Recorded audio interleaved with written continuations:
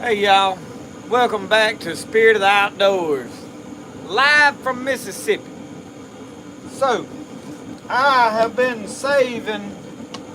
Mr. Brody's telling y'all, hey, let me get him on camera down here. Talk to him, son. Hey.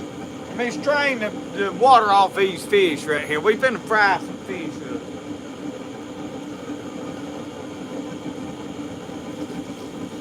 We're from Crappie tonight.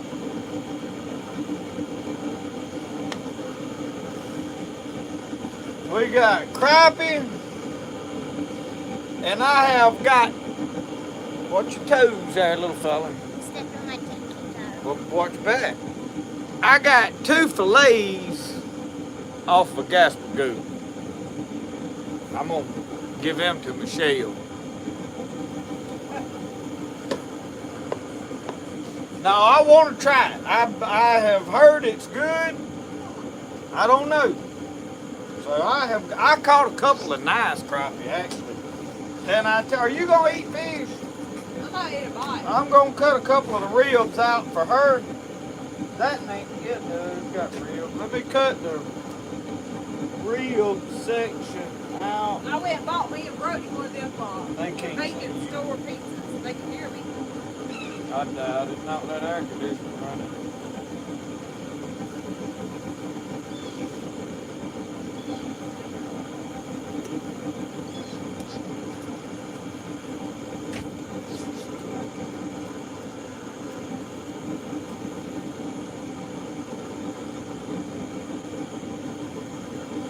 So Michelle don't like no bones in hers, so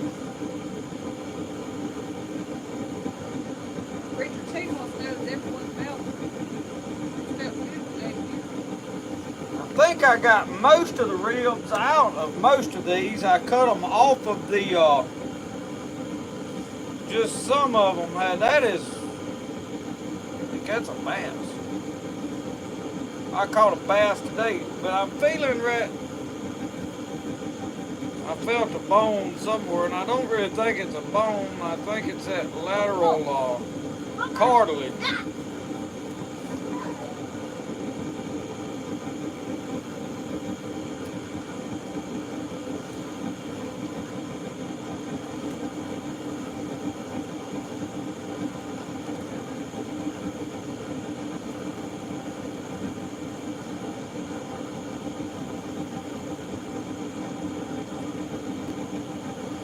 Try to get that out. Make sure old Brody don't get him a bone in his goozle.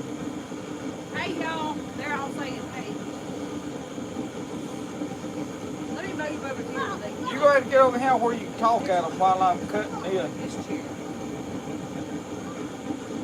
Get where y'all can see Mama over there. It hasn't been too hot here today. It's been actually felt okay.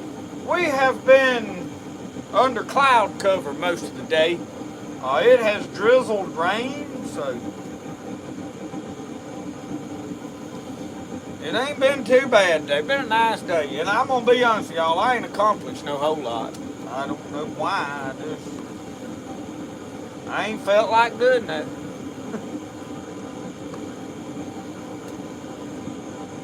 Did we get a storm here today? It rained, but wasn't really a storm. Now, what I call a storm is thundering and lightning and high wind and a gully. It come a good shower of rain, but not enough to be nothing but a blessing for the pumpkin patch. And y'all, just so you know, I broke down last night and ordered me an iPad just to do this with. But now I didn't spend no whole bunch of money. Now I bought a used older one is what I did, but I bought it from Walmart. You can get online at walmart.com. The only problem is they'll ship it with FedEx. But I saved enough money. If I don't get it, I'll make Walmart give me my money back. Is what I'll do. But you can get an older that somebody's turned in and they've went through and deleted it, checked everything out, made sure it's in good shape, and then resell it. And I got an iPad Air for like $250. Hey Brody, I didn't think I could beat that, if you want to know the truth. Toby's grandson Asher, he's 5 years old too. He wants to see your gun. They show him what your toy gun looks like. And y'all remember Brody getting a BB gun? Brody has been shooting his BB gun too. This is it's an airsoft gun, but I don't think, where do you put bullets in it at, son? You don't do bullets. Yeah, If they get shut off alive. it's a toy. I mean, it's got the orange on it. Yeah. Last time we broke a gun out on him, they said, bleep, that's a toy, YouTube, that's a toy, don't kick us off. You can buy that at the Walmart down there. Hey, don't do that, bro. There might be red balls in there. But anyway, Brody's been shooting his BB gun. He's about learning how to hold it. I was going to cut the stock off of his old Red Ryder, or while I was going to make him a stock and cut it shorter, and he decided he didn't want a shorter stock, so he done figured out how to bury the end of that barrel down in the dirt and push that thing down and cock it. I said, son, you can't stick that barrel in the dirt like that. Yeah, but when I shoot, We got a little learning to do. We taking it one step at a time. whenever I shoot and launch from the barrel, whenever the bullet goes, the dirt just explodes. Yeah. And what we lost the arrow yesterday, didn't we? We had the bow out shooting it. We lost the arrow yesterday down there. So making progress. I'm watching. I'm letting my grease over here heat up. We ain't cooking no taters and all that stuff always. I don't need all that tonight. Y'all, when it's warm like this, I don't need a lot. Where's old Rosco at? I don't know where he went. Rosco! Rosco! Let's go! Open the door and holler for him. Is he in the house? Rosco! Here you go. Y'all look at him. Well, I ain't gonna show them. It's got Rosco Peden's name on him. I probably shouldn't have held that up there like that. Look at him. He done got excited about it.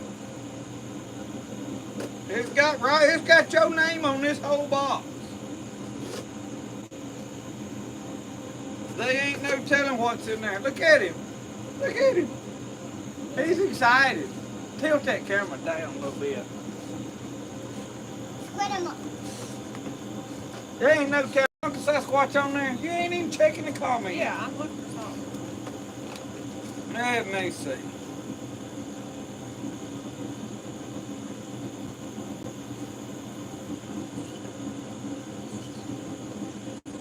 Y'all kind of sad, but I'm going to read it. Said, Justin, this is the last package of beef sticks that I bought Jake. I wanted Rosco to have them. I hope that is okay since he is the apple of Unc's eye too, especially since Jake is gone. Uncle Sasquatch, thank you so much. We got the last of Jake's treats. Is Uncle Sasquatch on there? Yeah. He said, I'm here. Okay.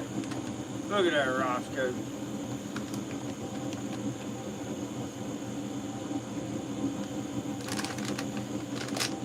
Look, he wants another one. I don't know if he needs two men. One more and that's it. You'll be done got fat on us.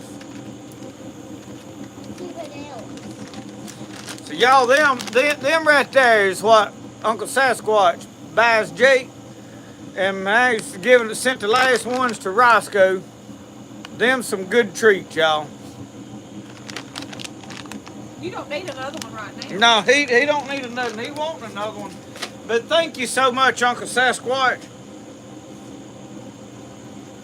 And just so y'all know, there is a litter of puppies born off of him. I told Uncle Sasquatch if he wanted him a dog, and I'd bring him one of them puppies up there. There's how many of them puppies? About 5 of them? I don't know. A cage full. Oh. Yeah, let's see. So next week I'll have an iPad where we can keep up with the comments no gooder. You done took that down. I need to fix that for you. Mr. Jeff Busby, if you could get your wife to send me a message on Facebook, please. Oh, he went and got his toy. Look at there. Somebody gave him his toy the other day, and he's brought it over here.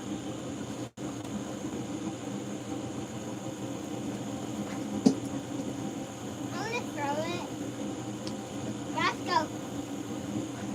Oh, Brody, he had to hook his camera cut by himself, y'all. He didn't do a real smoky job of it. It didn't stay with him long. Now, Thank you, Mr. Jeff. I'm gonna throw it again. there you go. Here, I'll let you read the comments so you can catch up. Oh, yeah, because I'm behind. And we got the camera way over there. Randall Ross said I'm here too. Good to see you tonight, Mr. Randall Ross. Let me have Don't it. chase it. Magnolia Mama said I want one. Mark Miller, I think, wants one. Fitzgerald, he is ready for squirrel season, and so is Brody. Brody been talking about squirrel hunting and wanting to eat squirrels. And I'm ready for squirrel season, and that is one of the things I scouted out at the deer camp to put my deer stand in an area that I could secure an area that had some squirrel hunting in that area. That way I can be in my area and not bother a bunch of other people. We got 2,000 acres. But you don't want to do a lot of rambling around in case there's other guys bow hunting and such as that. So yeah, I'm ready to go to.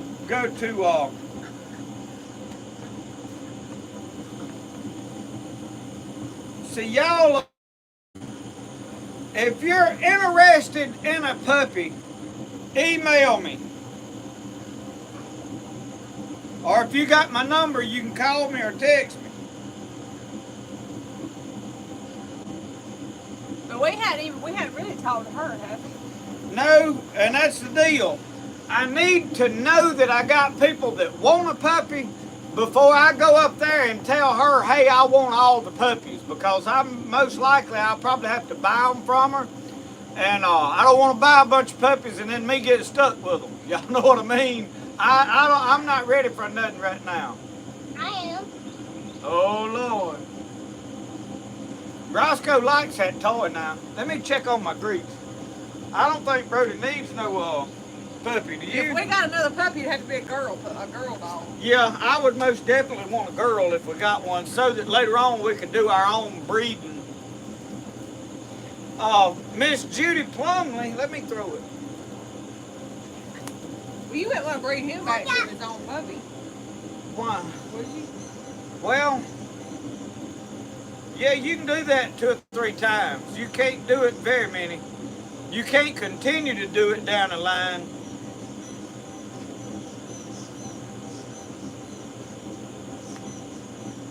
Yeah, William, Rosco and Brody both typed up already. Brian Rose says, hey, y'all, looks like a cold front tonight in Mississippi. Yeah, yeah. I gotta lower this I down. told Justin I thought I was going to make some decaf coffee tonight. I told her y'all wouldn't know, but now she done fooled around, told y'all we was gonna cheat and drink that decaf. What'd they call it? Unleaded coffee. The mosquito Y'all notice we got the stuff set up. Well, we got a candle over here we can light for such as that. Rosco. What? Toby, that's funny. Rosco. Toby said that Asher saw the wooden leg on my chair and thought that I had a wood pirate's leg. Yeah. We'll get her an eye patch to go with it. We got one of these citronella candles here. Rosco, bone. Bone, Rosco. Rosco. Rosco. There we go. That'll keep them mosquitoes run off.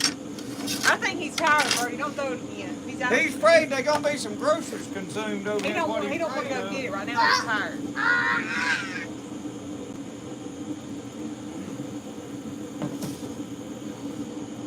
But y'all, it's been pretty warm, and I ain't really been in the mood to eat no whole lot. It's been good for me this hot weather, as far as me losing a few pounds. Been doing my workouts. I hadn't done them today, but I'm trying to shed a few pounds. Now we ain't doing no excruciating workouts, but Mr. Mike, I hadn't really been doing a whole lot of cooking. I cooked hamburgers last night. we ain't eating a whole lot. And I was out late last night, so I didn't come in and eat till nearly 10 o'clock. And then tonight, we're cooking fish, but I went and I don't got feel rodeo. like eating, and I would love to have some coleslaw. Would probably be the only other thing I'd eat, but for what it's worth, tonight I ain't really that hungry, so there's no need to go in all the trouble. We're gonna fry these fish. These are the crappie I caught in the video the other day, and I put them in the refrigerator. Now the bowfin that I caught, I hadn't put the video out. Don't let it bite you. I've actually got to finish editing it, but I had a good trip at the swamp the day before yesterday. And I came in and fried those fish immediately, but I had a problem.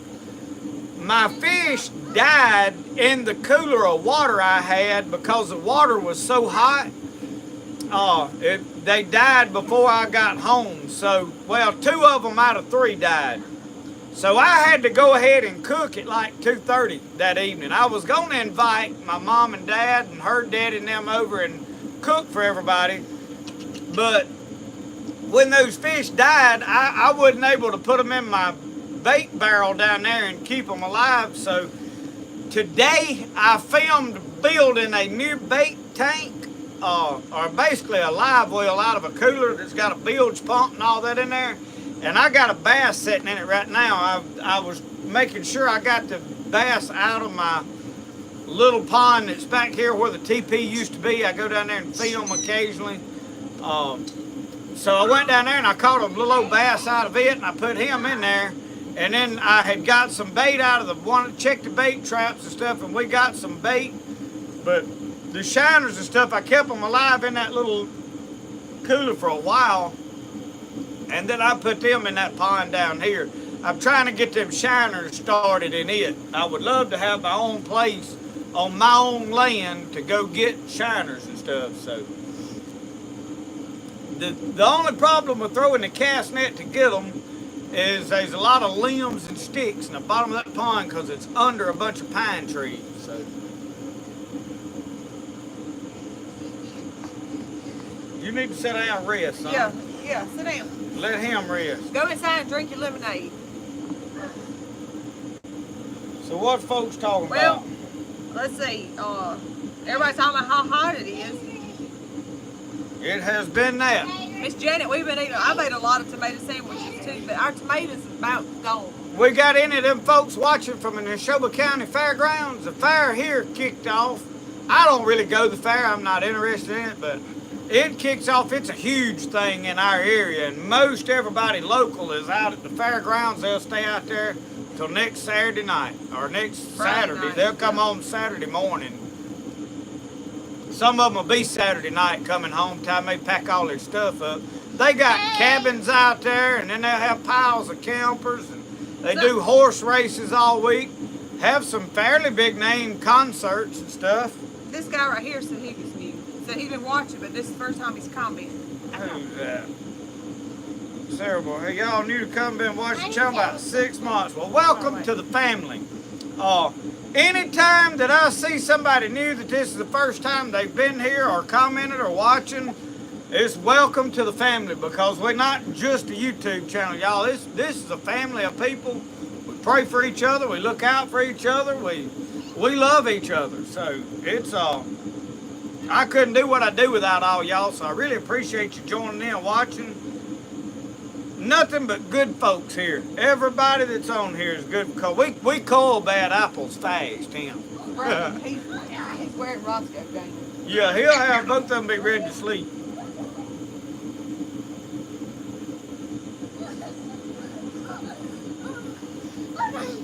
Look, come sit down. Jason, I wish I had Brody's energy too. I really do.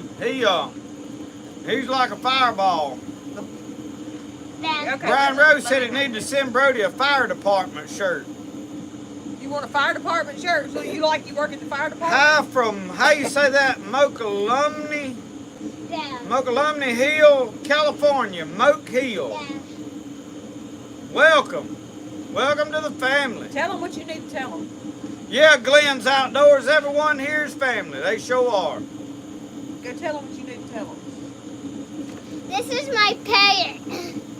Mike had a police officer shot up there. This is Where my at, parrot. Jerry? He said Mike. I don't know who he's talking to. Mike.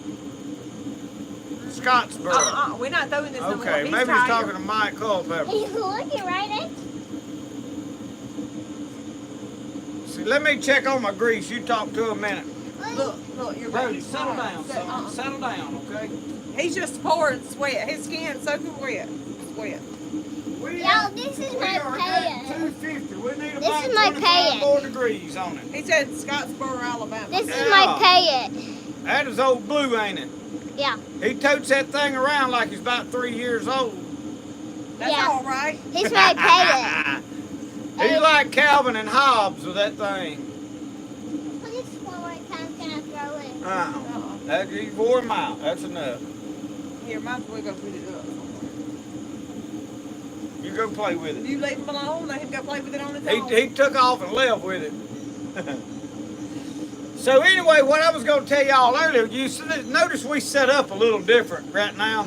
We still hadn't got out here because it's been so hot, and we've been doing a lot of other stuff, and cleaned up really from Brody's birthday party. I mean, we cleaned up the garbage and all that stuff, but we still got his slip and slide. I had to cut grass, so I drug it up there and piled it right there on that table so I could cut the grass, and we got all the yard cut yesterday. Is what I spent yesterday doing that, or part of yesterday.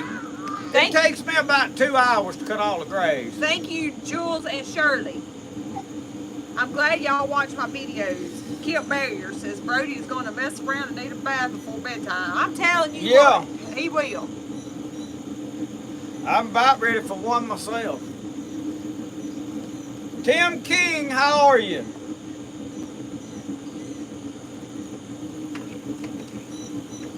South Australia, Suzanne Alford. Mom, can you give me a bottle? Suzanne, when you come in, you got 2 L's in your name, but my mama's maiden name was Alford. She was Billy Alford, and her mama and daddy was Lavelle and Hubbard Alford. So when I see your name Alford, I immediately relate to it. Which our family is only spelled with 1 L in it, but probably still some distant relation there, some way or another. You can trace most of these families back to about either the 15 to 1700s, narrow it down to one family just about it. Well, Jules, Rosco, we went to the deer camp the other day and we thought he wasn't going to make it. It was so hot. He was panting. And Y'all, on that Honda Pioneer, that seat, the motor is behind the seat, but it comes up under the center part of that seat, and it gets hot. And I thought I had some of that Mylar insulation left, like what I've got up here in the ceiling of this. And I guess I'd give it all to my dad to use over there on his buildings. And I need to find something to put under that seat to reflect that heat back down, because it gets hot in that cab right now. Now this winter is probably a blessing, but man, it gets hot riding around right now in there. And that's why my fish died the other day in that buggy hauling them around. They was in the back in a cooler, and I had one of them thick wall coolers. And with no circulation in that water, them fish died. And usually a grinnell can live in a mud hole, but now I packed 3 of them down in there. Let me fry my fish. Let's see. Mark Miller wanted your email address. I typed it in there. Type it back in. It's justinpeden@gmail.com, but she'll type it so you can read it. That way you don't misspell something, you know. All right, I'm going to set y'all right. Yeah, you can see good enough right there. I'm going to go drop the fish in there. I like to shoot for about 275, and we're almost to 300. And I like that because this cool fish been in the refrigerator, it'll drop that temp back down. And somebody asked me yesterday how long I fried fish. Y'all, I don't time it. I really don't. I just look at them.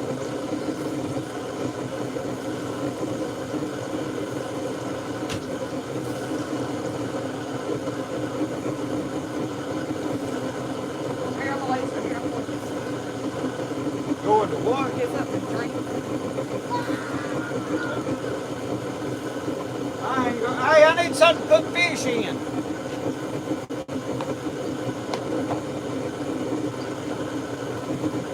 And we just about to the bottom of this meal we use. It ain't actually meal. It is actually that Thor sent me. It's at Zataran's battery, and it's pretty good. I still think the Superior Catfish is a little better. I have always just used cornmeal and put some salt and Tony's in there, and I like it. So either way, Martin Meltzer, how are you?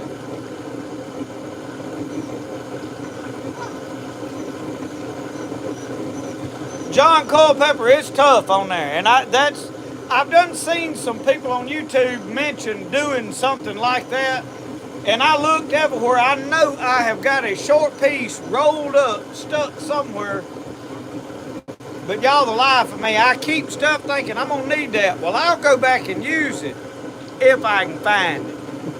The worst mistake I can make is for me to put something where I can find it. I'll run across it one day and go, I need to put this where I can find it. And then when I need it, I'll go right to where I found it at, and it won't be there. And I go, now where did I put it? And it's still there. I looked for a cigarette lighter plug with 2 alligator clips on it today, and I've moved it. Pretty often I move it out of my way. I don't know where I put it. It really, you just well to throw stuff away, and when you need something, go buy a new one. Because once you get as much junk as I got, it's hard to keep up with.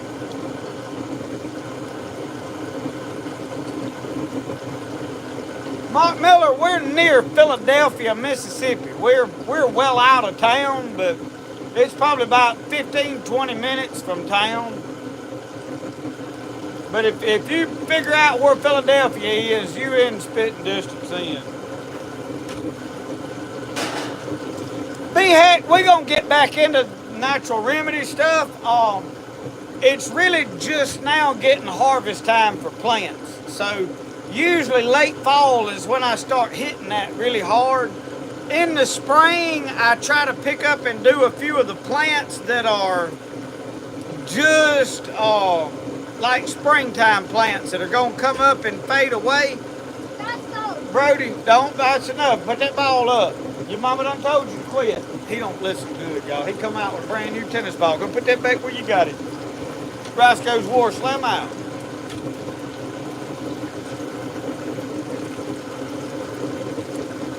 Mark, are you wanting a male or a female? Because I need to talk to this lady. What it is, she's got a dog, and they don't never put it in a pen when she comes in heat. They claim that they don't never know when she comes in. And they probably don't. Usually I can tell with Rosco, he gets these shakes and like you can't do nothing with him. So we know. But we went to the coast. He bred her when we was on our trip to the beach. When I was doing the saltwater fishing and caught all them ladyfish.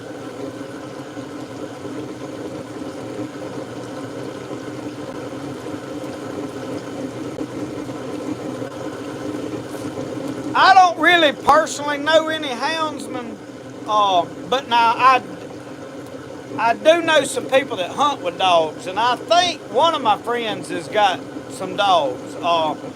The guy that we did the benefit for, the young man that had the accident, Sam Allen, which, by the way, y'all update on him, he's doing pretty good. He's getting up and doing stuff on his own. I mean, he's came a long way. His dad, I think, has some hounds, or at least did have. Other than that, I don't really personally know anybody that's got a bunch of them. I may know one other guy that has got some, but yeah, there's some good dogs. I've got a neighbor over here that's got bird dogs, and I'm talking about got championship bird dogs. I helped to build his kennel.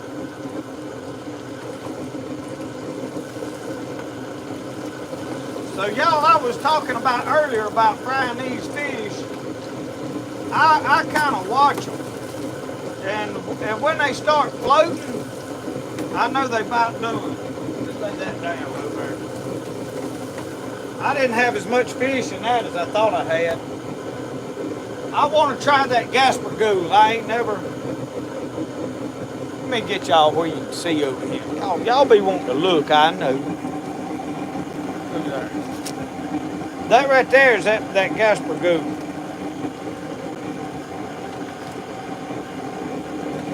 So something y'all will notice when you fillet them like I do and leave the skin on them, the skin side, they'll curl up backwards on you.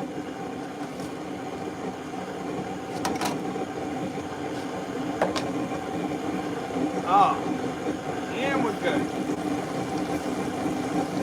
We're going to be eating light tonight. In fact, you know what I wouldn't mind doing, Mama? A fish sandwich would probably be good.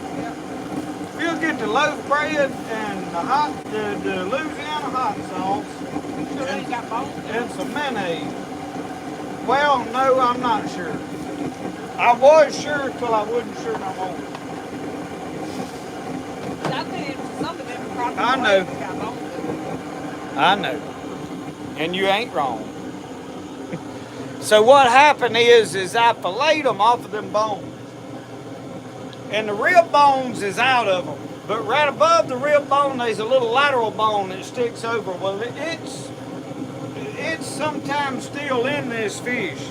This is that Gasper goose right there. I'm ready to try that here. Let them cool though. They burning my hand. We're drinking pink lemonade tonight. Has it got a lot of sugar in it? I don't know why. I done fooled around and got I think my sugar got low, so I drank me a Diet Mountain. Y'all don't do that, do you? You know, I feel like my sugar's low. I need some ice cream Diet or Mountain, something. you ain't got no sugar in it. Don't tell me that stuff. Let me believe what I want to. Like most Christians, let me just believe what I want. You got that aspartame. That's a mile to have. All that stuff is so good for you.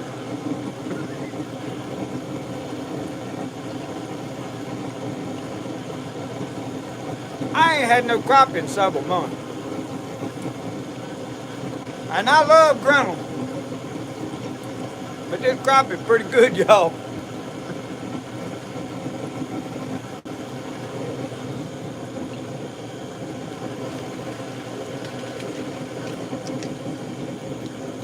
I tell you what, if they don't mark them cases of water back down to $2, I'm gonna go slam broke. Mr. Mike, you can give them to me the next time. I'll be seeing y'all pretty quick. What? You said you had me some red and sunflower seeds. That was hot. There wasn't no bones in that piece. And y'all guess what else I won on today? You gotta give yourself credit for small victories. The pottery wheel, she was learning to wheel through. Pottery wheel went kablooey. I've been fooling with it. I bought them things, and what happened is the little thing's got the speed controller went wonky on it. And it quit working. I did not realize that it was also an inverter. This motor that is on this wheel is a DC motor. I'm trying to hook it up to AC, and it's going brrr, just vibrating and whatnot. And I'm scratching my head, pulling my hair out, well, what little I could get a hold to. And I didn't know what was wrong, so I just finally got frustrated and throwed it down. Well, today, she just want me to go borrow about $1,700 to buy her a pottery wheel, and I was like, I done got like Fred Sanford. I was doing this number right here, you know. I'll be the one, Elizabeth, I'm coming to join you. I'll be the one with an empty wallet. So I got out there and got to working on it. I was fiddling, and I got to looking on the label to make sure what voltage or amps it needed. And it said DC, and I said, That ain't gonna work. So I found another inverter thing that I had, and I may have the pottery wheel working. So I'm hoping You next just told me week. I couldn't get it wet. Yeah, it's exposed. This thing's got a knob, and you can see all the guts in the electrical board right there. I told him I'd be But late. now it's got about this much wire on it, so I think I'm gonna get over there and screw it to her wall, and wrap it with plastic, and tape it all up. We'll redneck engineer it some way or another, and waterproof. But we're gonna get it over there on the wall, out of the way, where water ain't just dripping on it. The other one was like right beside the wheel, but it was in a plastic case too. Well, you have to reach over there when you're working on the wheel Yeah. to slow it up, speed it up and down. You have to reach over there. I mean, and I was having to, most of them have a foot pedal, but we didn't have a foot pedal. So now that I know it is a DC motor, I may can order something to make it work and improve it. But hopefully next week she can go back to throwing mugs. I told him, I said if I could make sell 40 fat bottom mugs, I could go buy me a brand new one. The problem is she ain't telling y'all that she's got a truck payment that comes due, and she can make about 2 mugs a week. Ha. Now she can make 10 a day, but she will make about 2 a week. Her mind gets on other stuff, and she's so good at stuff, and she does this a little bit, and then that a little bit, and then this a little bit. Look, she done backslam out the I camera have over about there. 4 projects I'm working on a day. I flutter from one room to the next. Hey, when you're that talented like she is, it is a curse instead of a blessing. I believe this is not going to cut the power off. That's why I didn't like school. She liked it about good as old Marcel Ledbetter liked it, and he bought him a pulpwood truck, so you know he hated it. Any man that'd rather haul pulpwood than go to school really don't like school. Well, sir, that piece there's gonna stick. That's probably that other piece of Gasper goo. It curled up good. I'm curious of what it tastes like. Did you get some loaf bread and No, I ain't went out in there. mayonnaise and whatnot? Yeah, I need to read some of these. Butterfly syndrome, yeah. Storms rolling in, Jerome Smith said. Yes, Greg, we gonna hear.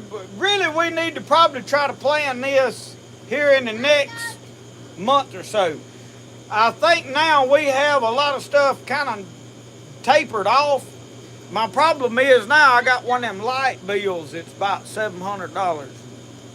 Well, it's 2 bills together. All the buildings down there is on 1 meter, and the house is on another one. Yeah, it's always something that collects your funds pretty swiftly.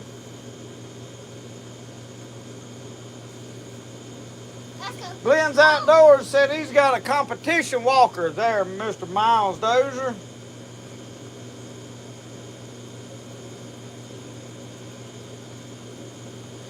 Heck, that pokeweed, what I would recommend is starting with the berries. I always eat about 3 or 4 berries, but you'd think with all the rain and everything we've had, we'd have just loads of stuff. Well, for whatever reason, the berries are very small this year. So the rain has been more of a curse, which has been dry the last 2 weeks. Now that we're getting some rain now, they may start increasing. But now I tell you this, I got some figs that's under that big around. I have had figs for breakfast every morning. I'm going to turn into a fig. What did I tell you about throwing that ball? Get that ball. Come here. You say get You mayonnaise? get that ball in the house before you get your little tail tore up right here in front of everybody. Mayonnaise and loaf bread. And hot sauce. I could find hot sauce. It's up there in that shed. I'll go get it. It's way up high. You probably can't even reach it. Jeff, you have eaten Gasper goo? I've never eaten it. I filleted one day, and then when I got ready to cook, I throwed it back down. I said, I don't know why I didn't eat it. I had plenty to cook without it. Huh? What Brody get in trouble for? I told him not to throw that ball no more. I told him that Rosco was wore out, and he went and got that ball anyway. Yeah. I'll go get the hot sauce. And I just put new grease in that thing, so that's 2 cookings, the griddle and this, on that 1 grease. So I got a 5 gallons of fish cooking oil that is, it's that real healthy for you seed oil. That's Lake Weston's what that is.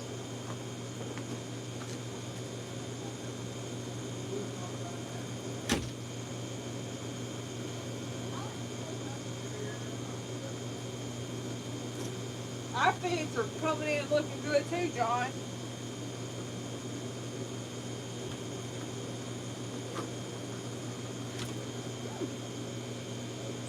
Let's see. Mom. Mom, you get me 2 puppies? 2 puppies. I don't know. Mama can't handle puppies right now. That's how good we like hot sauce. Or I like I wonder. I didn't say that up there. You would bring the camera over. You can. Here, I'm taking y'all for a ride. What happened to loaf bread? We got a brand new loaf bread. Huh? That's the one that I'm not gonna open the brand new one. We still have that. Oh, I just thought this was a brand new one. I hadn't ate that many tomato sandwiches. We've lived on them. You gonna eat a sandwich? Okay. Blue plate. These don't have bones in them. Michelle, we done been through this. I told you they might. If they do, look, on a fish, where I cut that rib section, if I do, it's gonna be right up here around this top, and there'll be little short bones. But they won't kill you. They just little bones. I got my pocket knife. I'll sharpen it up where if we need to cut into your airways.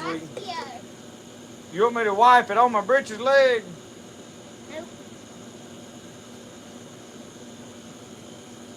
I really didn't want to lay this on that. I reckon I'm going to have to use that sack for a plate. Do like we do on the tailgate of the truck when you're hauling pulpwood or fishing. Or cutting firewood and you're going to make sandwiches for everybody. Yeah, there's a bone. Well, we'll have to go back to filleting them with an electric fillet knife like I was doing then.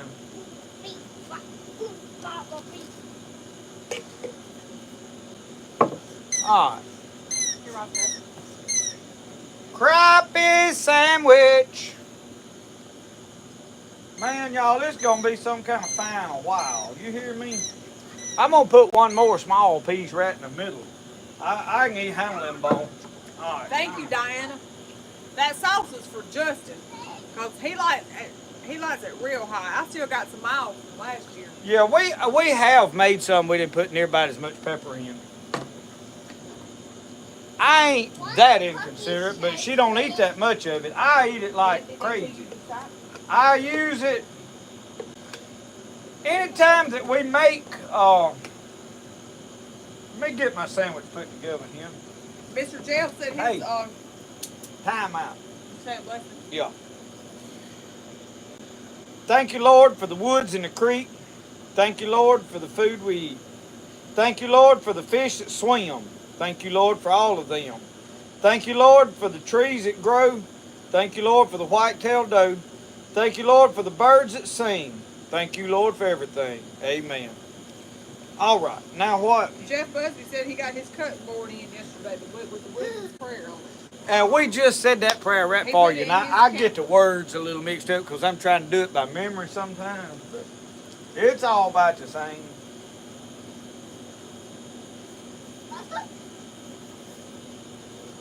Crappie sandwich, y'all. Oh, Look, you put that nasty thing down that Robert Rosco slobbered all over. Throw it down. Go wash your hands. Because now you got dog slobber all over your hand. And then you boy. come back and eat. We Boy. country and backwoods, but we try to clean up the obvious, you know. I mean, I'll wipe my knife on my britches leg twice sometimes to make sure it's real clean. Yeah, Michael, I'm gonna have to have different shoes if I go back with it. Go wash. My little shoes slid down that mountain. She's got 3 pair of boots. Rubber boots. And she'll load them flip-flops or right now she's got on house shoes. I wear these house shoes. I got them for Christmas last year, and I have fourth and bottoms off of them. They're just comfortable. Ugh. They say Mama Elf on them. And I wash them, and I wear them all the time. I wear them all day long. Y'all, I'd put Long John Silver's out of business with this. He ain't got a prayer. Mike Cooper said he was convinced that the DG brand mayo is the same as Blue Plate. Hey, I like their Clover Valley loaf bread sometimes. It's a hit or miss on it, but I've had it. I'm going to tell y'all, and I make people mad when I say this, and I may make some of you mad right now, but times has changed. We're not living like we did 25 to 30 plus years back. 25 to 30 years ago, you bought name brands and American made because it was better. That is not the case anymore. I wish it was. People think when I say that kind of stuff that I just don't want to support America. I love America. I love the American people. I love all of y'all, and some of y'all probably work in some of these places. Well, I don't know if you need a Mountain Dew. And it don't mean that everybody that works in these places is bad. But we work in a generation of people now, especially some of the younger generation, but there's some of the older ones too, that don't give a rip for nothing but a paycheck. And with that being said, the quality of products has went, and y'all know I'm telling the truth whether you like it or not. Now, there is some American companies that are still by far better. They're all good employees. They're well regulated. But what I'm saying is just buying American-made names because you know that's an American product don't necessarily mean it's going to be better anymore. Rubidoux Creek Outdoors says, what we doing tonight? We putting Long John Silver's out of business. That's what we doing. We had done made a crappie sandwich. Brady has decided he wants one of them Mountain Dews you got. Where'd you get it from? That was the last one out of the box, That was the son. last one. He waits till something's absolutely gone and then he wants it.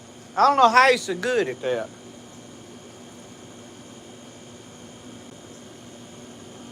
Not only that, he waits till you drink the last water and then ask for a sip.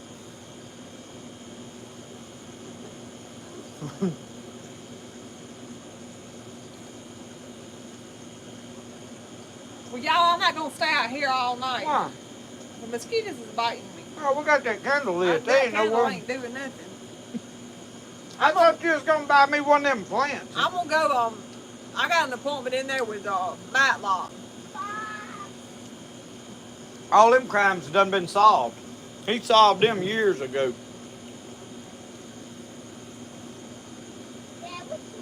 I do think Barney Fife is still working on some of his.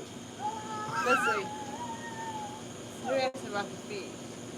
Oh, yeah, I did. I've been sneaking some fish back there. You never did hit send where you typed my email address. Well, I thought I did. Lord jeez. There's his email address. They asked for that 30 minutes ago. Tomorrow's Sunday, Sunday school. I did eat a piece of fish, but I'm going to tell y'all, I cheated. I went earlier and got a pizza from the convenience store. Leave the house knowing we're gonna cook crappie and go buy that fast food. It beats all I ever seen in my life. Because Brody likes pizza, and I knew he would eat pizza.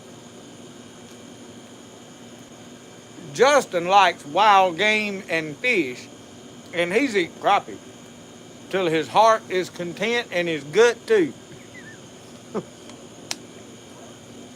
I'm probably gonna need another bottle of water to wash it down. Most of that fish don't have any bones in it. You're swinging yourself.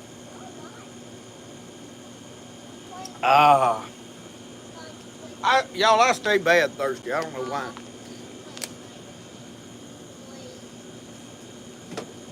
Whose bottle of water's that? I don't know. We ain't cleaned up out here. Maybe from the birthday party. I ain't drinking. A whole bottle? That bottle had one swallow or two took out of it. It was 100 in Meridian today. Good Lord. Somebody asked about the rain earlier. That same Logic weather station I got, it registered 0.01. And we had a gully washer, so. They tried to send me a nut in here a while back. I told them not to ever send nothing back out here. I would, which I have just told the truth about it. So now I'm trying to be real picky about stuff. I will say this, I've got an action camera coming. It's like a GoPro, but it is less than $100. I didn't need another camera. I took it for one reason. I know there is some people that want to film hunting and fishing and they don't want to run their iPhones. And $100 camera they would buy, they're not going to go buy a $500 camera. So they say this thing's supposed to be as good. I said, well, send it here and we'll find out. I told them, I said, I'm not doing no whole dedicated video to it. I'm going to open the thing up, show it to you, introduce the camera, show you the labels on it that they require you to do, and then we're going to film a video with it and let the footage speak for itself. And that way you know, hey, I don't want that piece of junk, or either, oh man, that thing did good. And the reason is, it ain't a bunch of people want to start YouTube channels. There's a lot of guys that just want to film their own hunt, film their own fishing trip just to have it, and that's what it's about. So it's just to help somebody if they want to spend $100 and get a camera. Is it worth getting? Somebody told me, hey, but you was talking, I couldn't talk to them. Stephanie, how are you doing?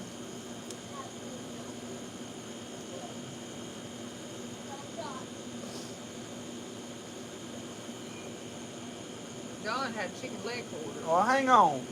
Rubidoux Creek said, You lost a lot of brother, try making 8 ounces of watermelon juice. Now, I don't know where to get that, because I guess I have to strain a watermelon. 2 ounces of lemon juice and 4 ounces of coconut water. It's nature's Gatorade. I'll have to try that out. We hadn't bought a watermelon in a while. I think we got one this year. We need to buy one. I hadn't even thought about it. But I don't go to town very often anymore. I have finally figured out how to ship the knives from the house. We figured out how to print the labels off and get everything to work right. So anyway, I was trying to go back.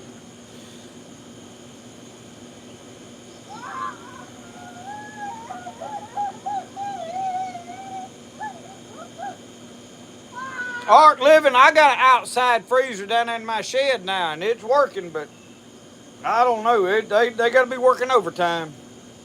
Stephanie Morris, the one that said, hey, Michelle, she done went in the house, though, after I found it. Bobby Smith said he had spaghetti.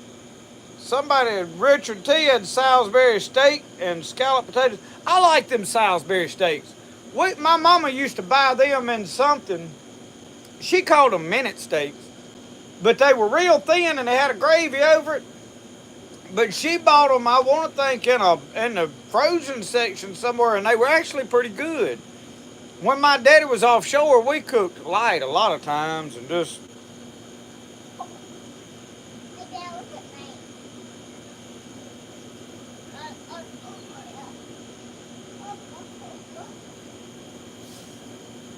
Mark Mills said if I had a superpower, it would be throwing stuff away about 2 days before I've needed it.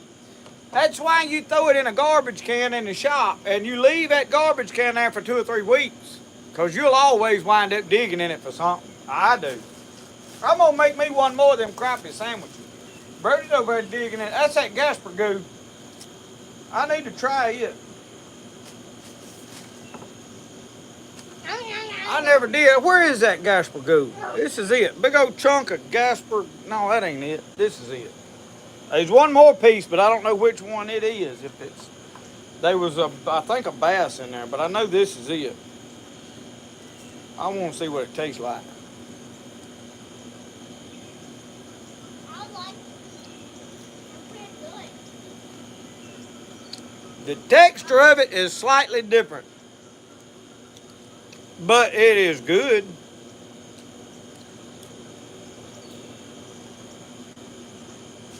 I'll put it on my sandwich. That's how good it is. I ain't probably won't never throw nothing back in the water. You don't know till you try stuff. A lot of people's got in their mind that stuff's no good. It's like the grinnell. I cooked that grinnell and I did them short reels, you know. And you always got some people coming, oh, them ain't no good. You need to throw them back. Don't eat that. That ain't fit to eat.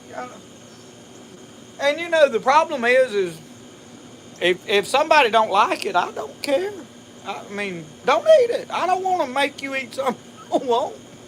It ain't going to hurt my feelings not one bit if you never tasted it in your whole life. It ain't going to affect me not one bit. Arguing, trying to convince somebody something's good that you already know ain't going to like it is about like arguing over politics. You're wasting your breath. I mean, it's like trying to convince somebody chitlins is good the way you cook them. That's the dumbest thing. If somebody tells you they don't like chitlins, it don't matter how you cook them, they ain't gonna eat them. Look, that boy's eating tonight. Just handle all of it. Just touch every piece there. What is this? It's a fish. Is it bass? I don't know, that's crappie. That may be a piece of brim. I don't know, son. He's asking questions I ain't got the answers to. I know what that is because it was the biggest fish in there. It's Gasper goo, and I'm going to put I don't want that. I want a piece of that crappie on there with it. Yeah, buddy, let's get another piece. Oh, I know that's going to be a good one. Look at that. All right. Put the lid back on this right here. And then we're going to douse it good with that Louisiana hot sauce. It's hot. It ain't even hot, y'all. It's just flavored. I wish I knew their recipe to making it. It's probably online somewhere. I had never looked for it. Mash that thing down good where I ain't got to stretch my jaws so wide.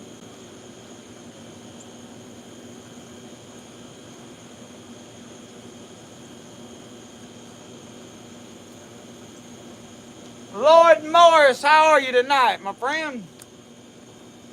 Me and you had to go crappie fishing for long. I'd rather crappie fish in the fall. I don't have to chase them fish around. If you find a top about 10, 12 foot, they're going to be there. Richard T, I like the Crystal hot sauce. My problem is I like Louisiana hot sauce, Tabasco sauce, Crystal hot sauce. I mean, it's hard for me to find one I don't like. I like that Texas Pete. I mean, it's good stuff.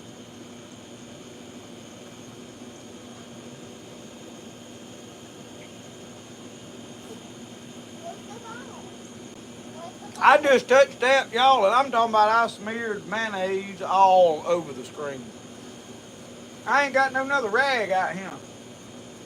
I got mayonnaise all around my mouth. What you want? A sandwich. Son, again, he's waited till the bread's gone to come ask for a sandwich. You want mayonnaise on it? Yes. Oh, Jesus. Just mayonnaise. Wait till you put, you don't want no fish on it? Nope. You want a mayonnaise sandwich? Yes. Boy. Y'all see how he's so good at that? Waited till the bread was about gone and then he wants a sandwich.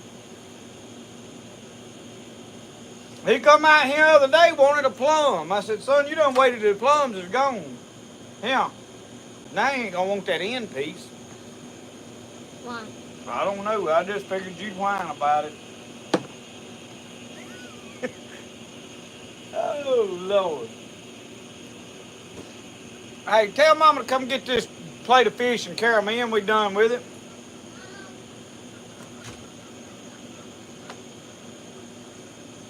I'm going over here to sit down. If she'll come get that, that way the flies don't tote it off. We got a mess out here. I got to clean all that stuff. We got a table still out here, got to be folded up. I really want to pour me some concrete out here, what I'd like to do. Oh, man. Y'all. Feels good to sit down over here. Larry Alexander, just come right on over here and get you one. Mike Harris checking in from Central California. I met with a lady the other week. She's come down to visit some friends in Carthage, Mississippi. And her friend knew that she watched my channel, and they had conversed about I lived in this area and she was coming over here. So that lady contacted me. She said, my friend watches your channel. And she said, I want you to meet her. I want her to get to meet you. I said, okay. So she bought my lunch. Me and Michelle went and eat lunch with them. There was about 3 of these ladies. And when I walked in, it's completely surprised her. But anyway, she was from out of Fresno. Like, she's from way out in the east of Fresno. Out in her place, she showed me pictures. Looked like a postcard, y'all. Parker, I am an old man. I'll lay claim to that one.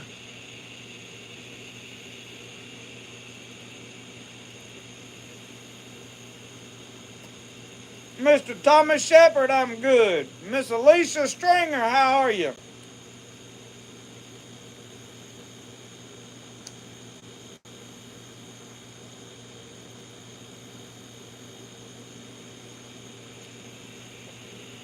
Miles Dozer, I used to raise catch dogs. That was how I got into the pit bulls for a long time. I raised pits, but the guy that my cousin had some really good bay dogs, and when he got out of it and got rid of his bay dogs, everybody just kind of quit.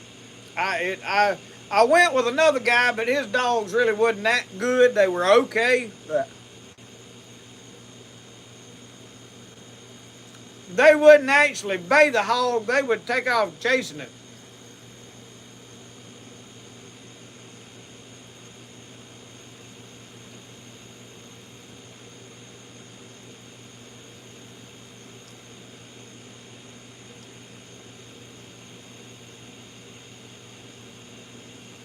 Rubidoux said if you quiet in a small aluminum boat, you can hear them croaking in the water.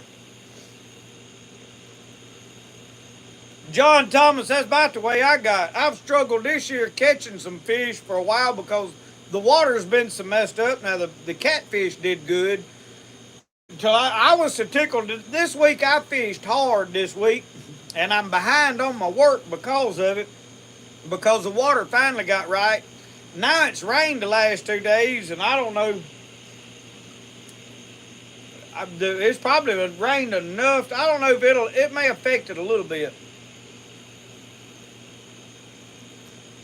But I wasn't sure how much rain we was going to get. So I got my fishing time in this week. Now next week I got to go to work and make up for it.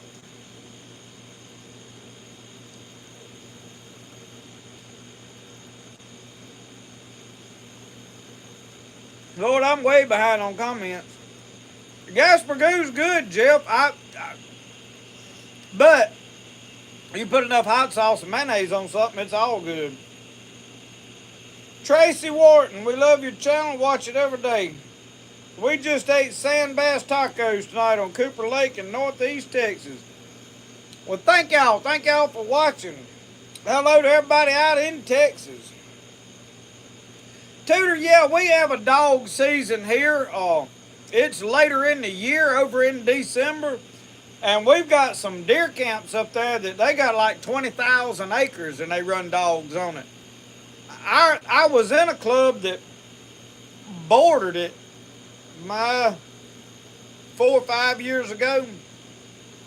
Actually, about the year before I started a YouTube channel. I had started the channel like 10 years ago, but before I really started putting videos on it again.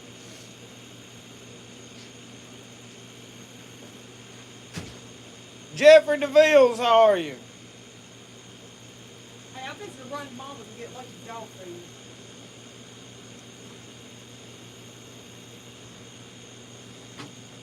Alicia Stringer, I ate fish today for dinner. I come in and got a handful of fish out and eat them. But I love fish, and I love to fish, so it works out well for me.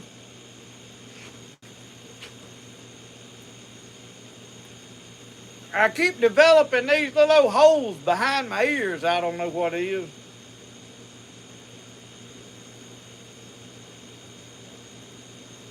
Stephanie Morris, good night.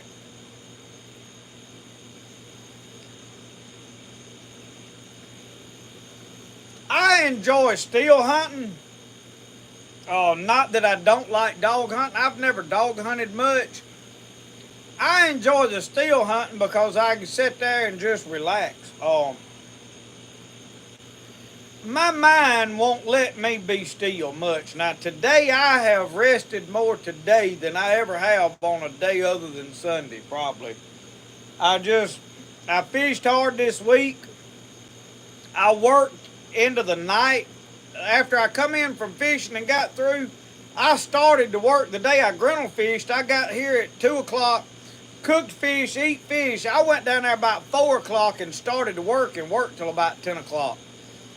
A lot of people, they watch me film all these videos and they think, well, all he does is fish all the time. Nobody really sees the sacrifices you make to be able to do that. You know what I mean? Yeah, I go fishing when I want to. But you got to make up for it somewhere. I mean, the bills has got to get paid regardless. So figuring out how to juggle all that and manage it is an art within itself.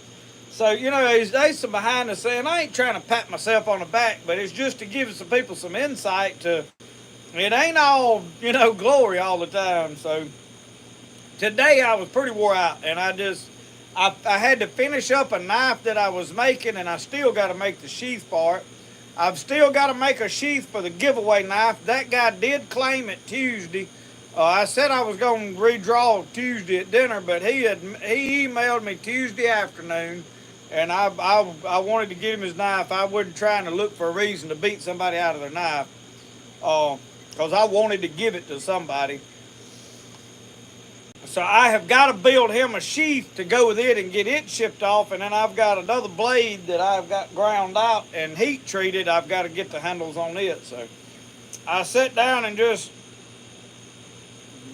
I'll tell you what I done. I got down there and got still after I got the bait tank made. I filmed making that video this morning too.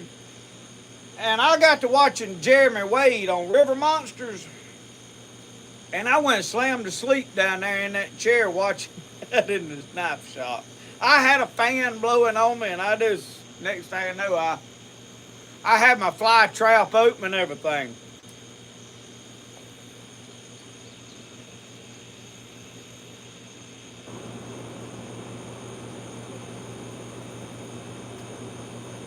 Jeff Busby, I'm ready for cooler weather too. Jerry Short, yeah, we got the sight straightened out last year before I killed that deer on video with it.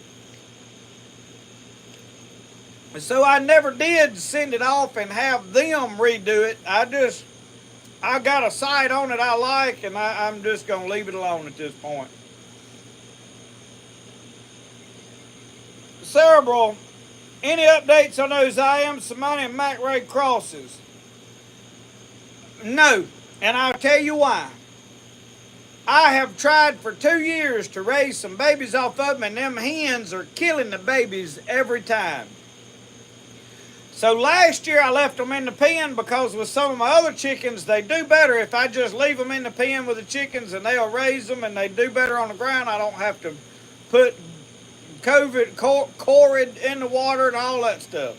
They take care of them. Well, them Mac Rays, they killed all of them. I said, well, foot. I got out. So this year I started over and I had 2 babies. I got the mama hen and the 2 babies out, put her in another pen, and she killed both of them in that pen. So next year I'm going to have to go in there and pick up eggs and probably incubate them if I get any. I just hadn't. But now I have focused on fishing, and I have not dedicated myself to really seeing after chickens. I don't know, I got frustrated with it. It's too much. I got too much going on.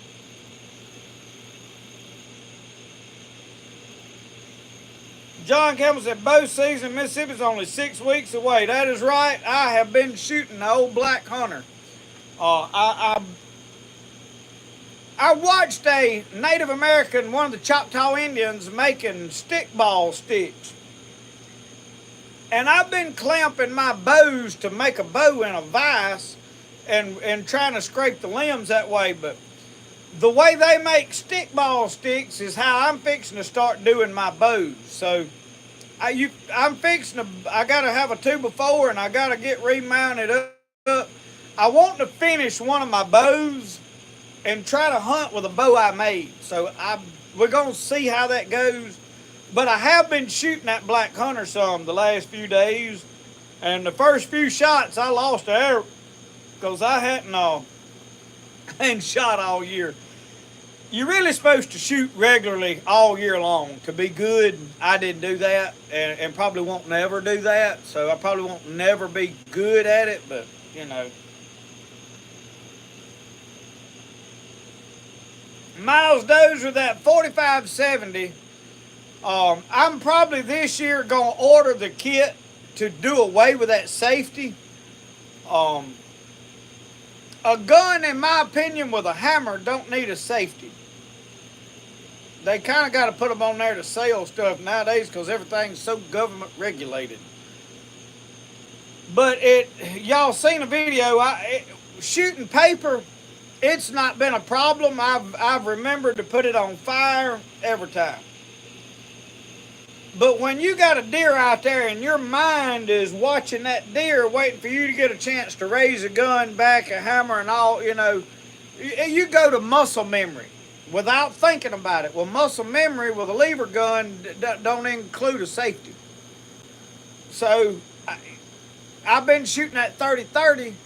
I just went to natural instincts and I started levering shells and it was snapping. I'm like, man, we loaded them shells. So man, we must have not put bad primers or something in them. I didn't know. So I'm probably going to do away with the safety. Other than that, I love the gun. The gun is accurate. We finally worked up a load that it shoots well. Got plenty of ammo, and I've got several places over there to hunt that I can walk and scout and hunt with it. And I think I'm going to kill some more deer with it this year. Not to mention we're going to hunt in the swamp. But most of all, I'm looking forward to breaking out my bolt action 22, the CZ 457 I bought late last year at the end of January. I killed one squirrel with it. Me and Rosco's going to burn the woods up squirrel hunting this year, or at least I plan to.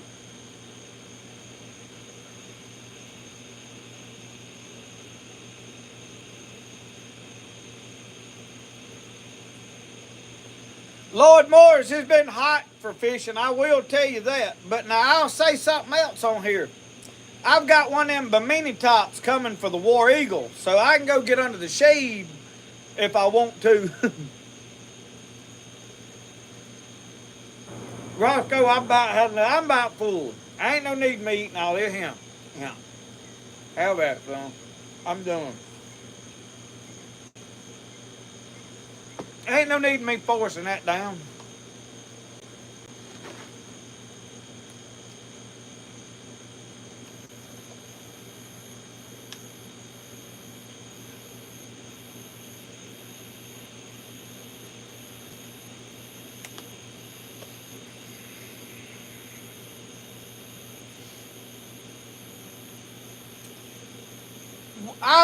I have not found any black locust there. It's here.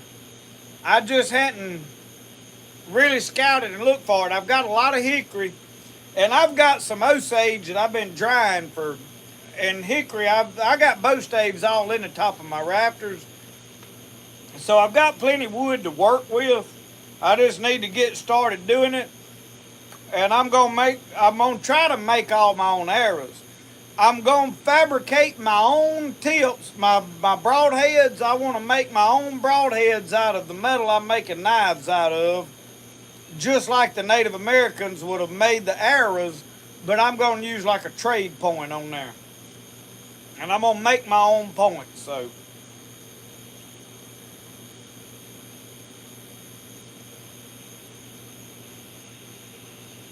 Laser Addy, how are you, Joey?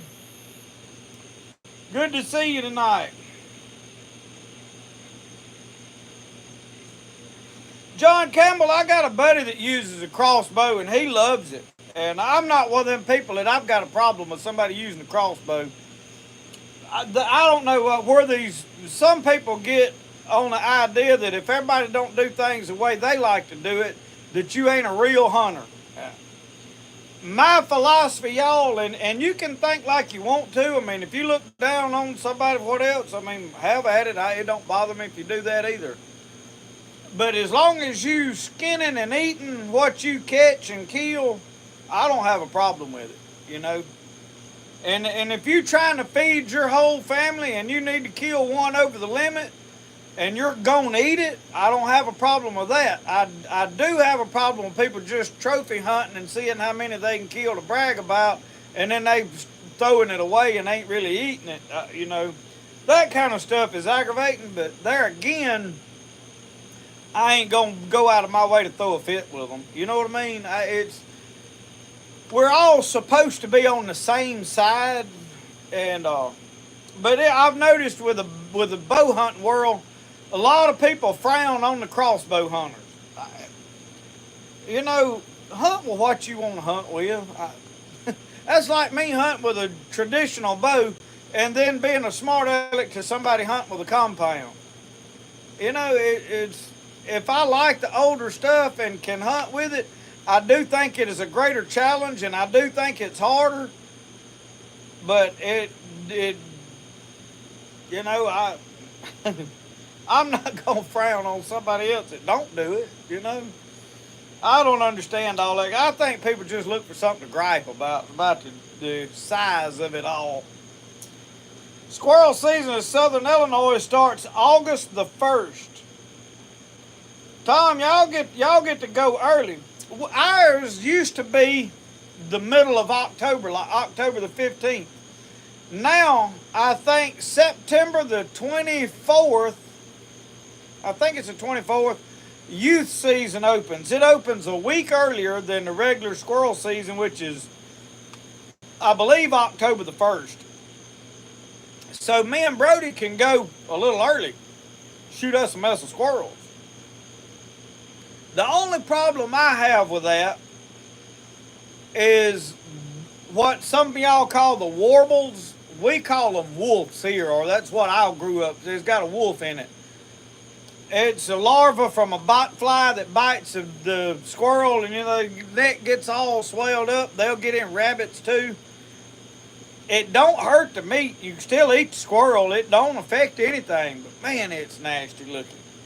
And it's hard for me to want to eat one after that till them things is out of them. So, and I have eat one that I knew had one in it just to see. There ain't nothing wrong with it. It don't taste different, nothing. It's between the meat and the skin, but man, it's nasty looking.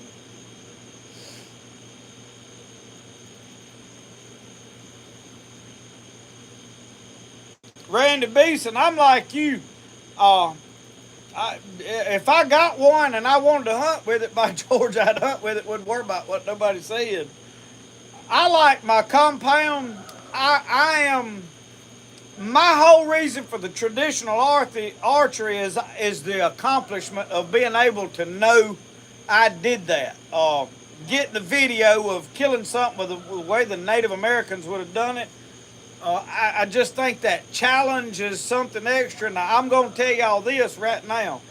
It's quite possible that I take my compound bow and start the season off till I know I got some meat on the ground.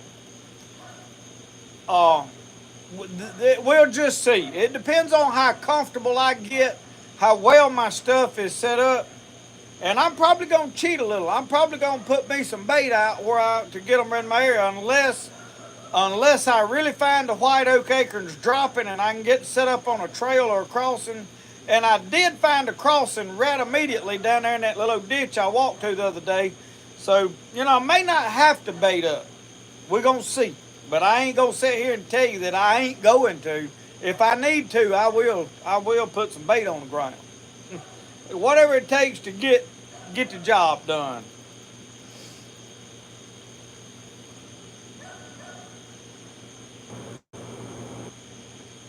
Rosco down there barking at something. He may have something treed already.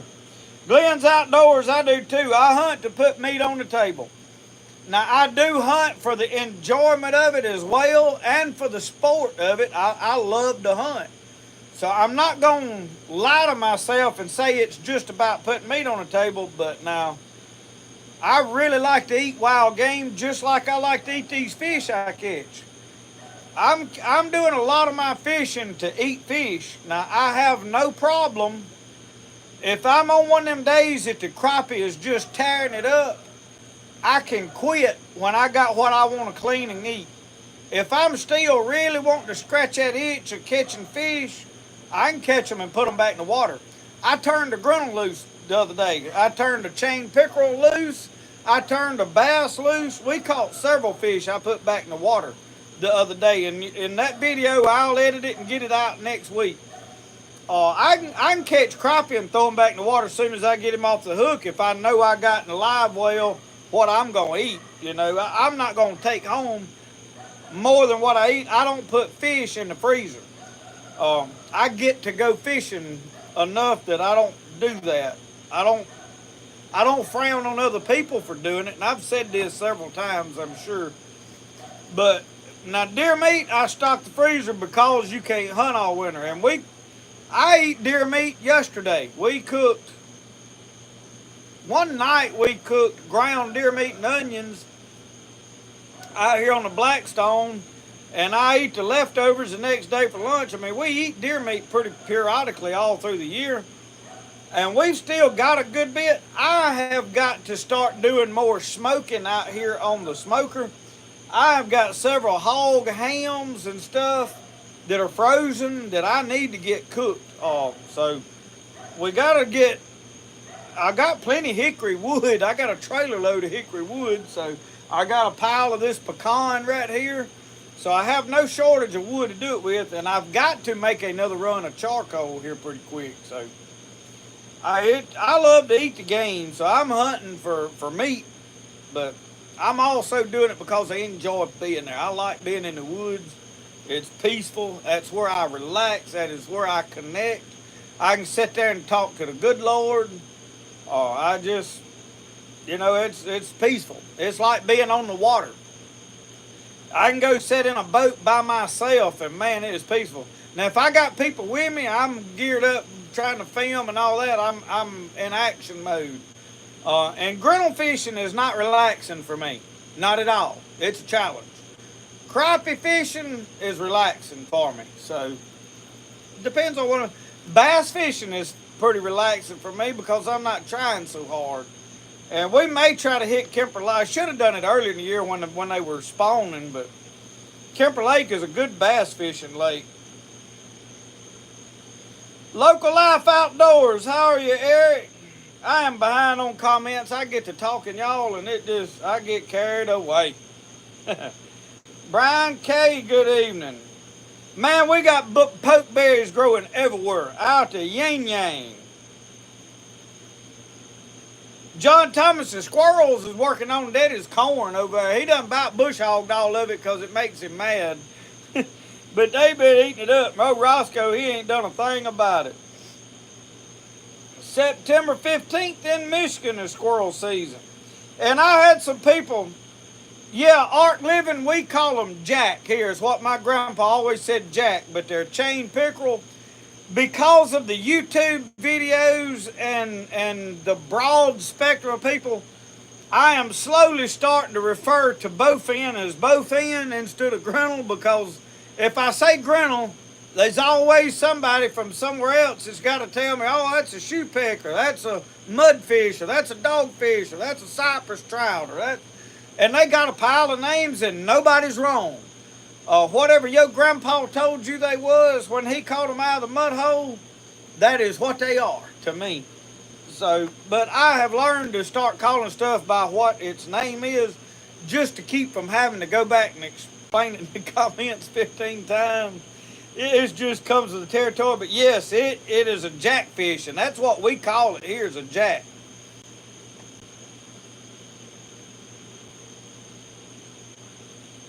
John Campbell said, squirrels get on my bird feeders, the season never ends.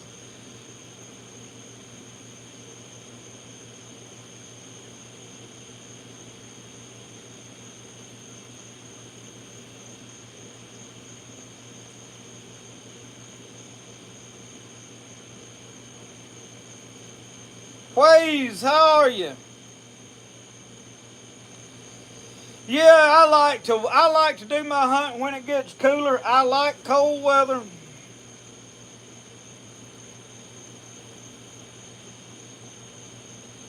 Jules Nile Brody is in there with his mama. He gets glued to that TV and he don't go to sleep early. He waits till I get into bed, and he'll just about get into bed with me now. And we go to bed either watching, well, last night we went to sleep watching Scooby-Doo. But we watch River Monsters a good bit. I like to watch Jeremy Wade now.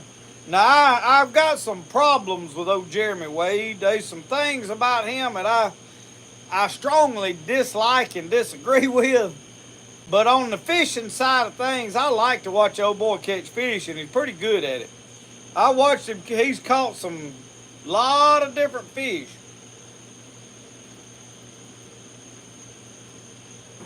But we go to bed watching him sometimes.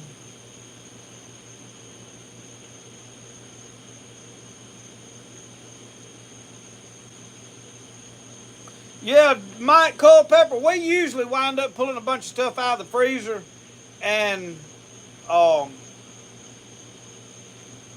making stews in the fall. Because usually I ain't kill nothing fresh right off the bat. And we like to make stews, and I may try to do like I did a couple years ago and invite everybody to eat and cook a big stew.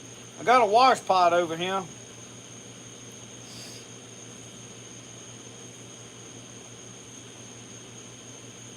John Thomas, I don't blame you. And I did for a long time. I just got wore out with explaining it to everybody over and over and over. It's just, it is what it is, I reckon. Ricky Johnson said, I like your hunting videos. Thank you. Tom Atkins, I've got to have a Jonah knife, no doubt. Well, email me or message me on Facebook. I'll be happy to get you one made.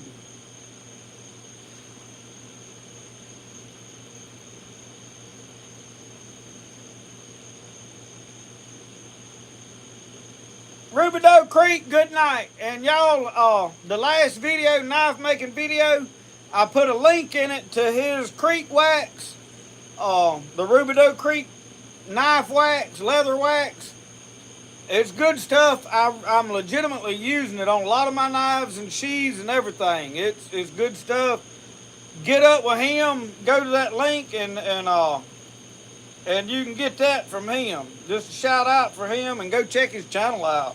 If you like knives and cleaning up knives and collecting knives, he's good at it. Art Living said he's using his Jonah now, cutting up taters and onions. I'm gonna tell y'all the truth. I'm gonna go ahead and make a confession right here. I ain't even got my Jonah on my side right now. I took everything off. I was just, the belt buckles, when you start getting fat and you got a big old gut that hangs over your britches like mine does now, and belt buckles worry you to death. I took it off. But anyway, that ain't the confession I was going to make. That may be a confession, but it ain't the one I was talking about. I am probably finna make me yet another Jonah knife for myself. And I'm not probably going to keep the one I've been toting. So what do y'all suggest that I do with the one I've been toting? Now, it ain't the original. It's the one with the Paduke handles, copper liners, thick blade. The reason I am not happy with it is I like the thinner blade. For cutting up meat, I got used to that thin blade. Cutting up vegetables, using it around the kitchen, it's just better. That thin blade is better. For the guys that are bushcrafting, wanting to hack limbs and split firewood, 1/8 thick knife. I like a thin blade knife. I mean, from experience of me toting both of them day in, day out, and if I need a thick knife to do bushcraft with, I now have my survival knife that I will be using on camp outs and all of that kind of stuff. Y'all will see it a lot this fall. I got it relaxing and resting up for hunting season. I've got a thicker blade Caleb. I'm going to use it a lot skinning deer. I think I want my Jonah to go back to a thin blade. So I think I'm going to make me yet another one. So what would y'all suggest I do with the one I've got? I would like to pass it on some way or another. I don't really want to do an auction because I feel guilty when the price of something goes very high. And just because it's been in videos and stuff, I mean, it's probably worth a little more to somebody that is a fan of the channel. The thing I don't like about this one is I put a pretty steep grind on it. In other words, it's more wedge shaped like this than what I like. I would wish it would be more. So I didn't grind it with enough angle, I guess. I think I put like 8 degrees on it, and I should have put about 12 or 15 degrees on it. So, and you know, Jason McAllister says do another giveaway. And I may do that. I don't know how I want to do it. I'm not going to make a video encouraging a whole bunch of outsiders. If I do a giveaway, probably what I will do, I'm going to wait till I get one made. And then probably I'll have the iPad. I'll have my new iPad will be here next week. So maybe I get a chance to make me one this week. I may do that. And we'll take all the comments that show up in the live. Well, I can't really do that. And I'll tell you why I can't. I'd have to sit here and write down everybody that commented the whole time y'all was commenting, and it would ruin the live.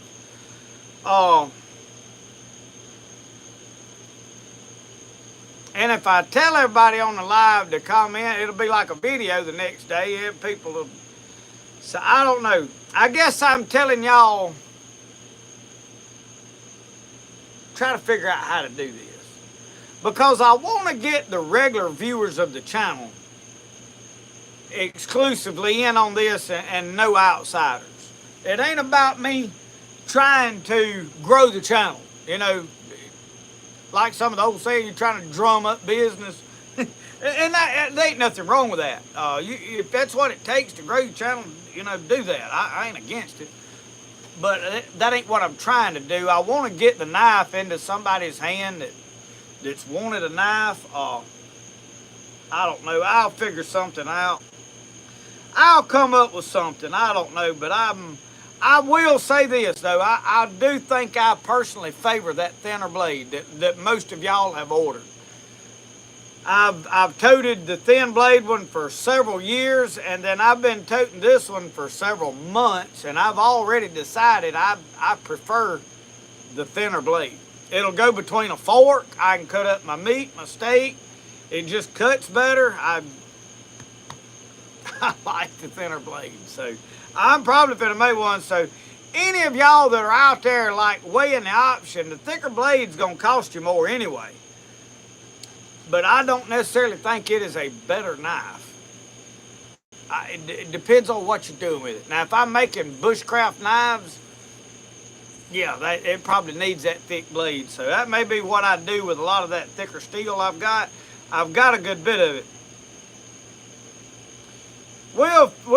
Richard T said keep it for Brody's first knife. Brody has already got probably a box full of knives. People have give Brody knives. They have, come here, bud. Come on. Come on.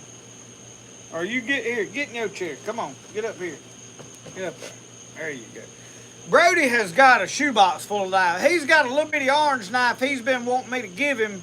It's a little buck, and it's an orange handle, and my daddy bought it for him before he was ever born. And that was his first knife. It's put up in the gun cabinet, and he's been wanting to tote it, but I'm scared to death he's going to lose it. Next thing, I'm scared to death he's going to get cut with it. So I need a dull one, and I don't want to dull that one, so I'm going to find him one. Mr. Don Lanier gave him a little short scalpel knife. It's in a sheath. He's got several pocket knives. Dwayne Gerard sent him one. Larry Alexander sent him one. Joey at M4 Laser Works sent him one with his name on it. We got some knives from Rubidoux Creek. I've had several people send me knives. Matt Orth, I think, sent some knives here. We got a matching pair. He's got a box full of knives, and I've got them put up. So I don't know, you know, but when Brody gets ready for his own Jonah knife, I probably at that point want to just make him one out of whatever stuff he chooses. Because it ain't like I'm going to stop making and can't produce what he wants at the time. Let him pick the wood out he wants and all such as that. So I don't know. We'll come up with something. Yeah, now Brian K. said a gift to your son-in-law. Now that is an excellent idea. And my daughter has asked for a kitchen knife, which Uncle Sasquatch sent her some kitchen knives. But I need to make her, she's wanting one of the old belly like the old hickories was. It's like an old butcher knife. I've got to make her one like that. So I've got to make that happen sometime. Actually, I had forgot about it. To y'all, I just reminded myself. James D said more game file videos. I'm probably not going to do a lot of game file videos. I have about quit fooling with them. I've still got a few, but I don't have the time to put into them. My pens are a mess, and I have been getting rid of game file, and I'm down to basically a few grays and the blacks. My big pretty red rooster, he broke his leg. I don't have nothing to breed, and I've just lost interest in it. And I just got, Lissy came last weekend and got her ducks. So the duck pen is empty now. I'm going to clean it out. I am probably going to put some meat birds in it.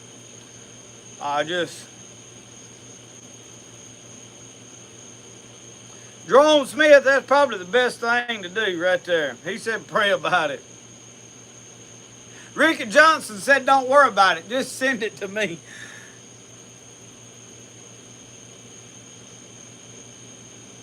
Mike Culpepper, and you walked off and left that old hickory in that thrifty nickel. I have dug them knives, and for the last several times I've been in there, I have walked out with absolutely nothing. I don't ever find anything I'm interested in anymore in there. So I about quit going.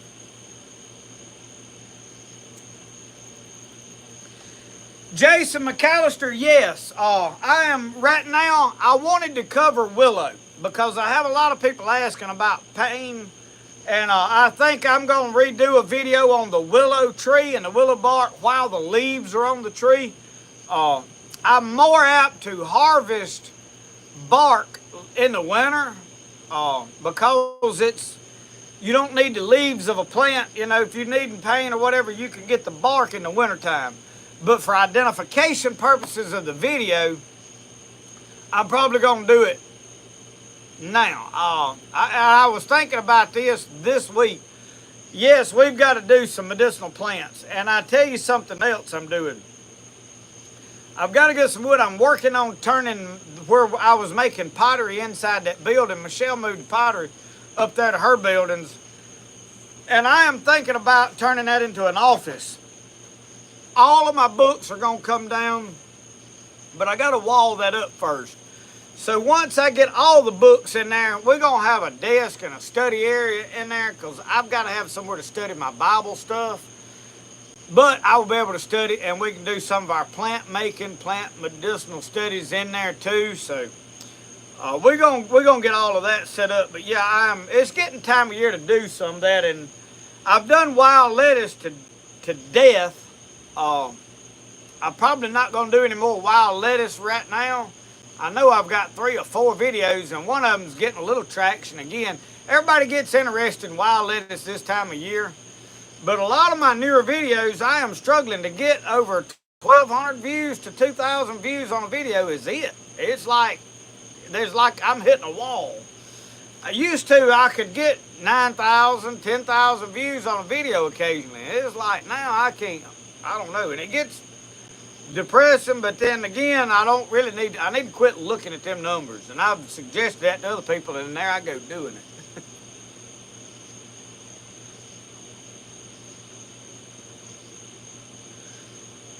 Through failure we succeed.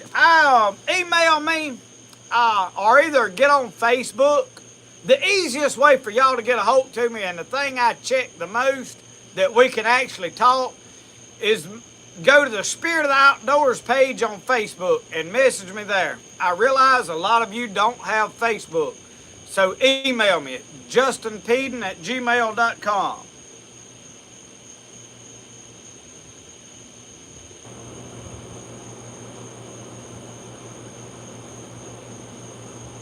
I've got Michelle's phone, so you see Southern Mud Pottery pop up. That is my email address. Email me there.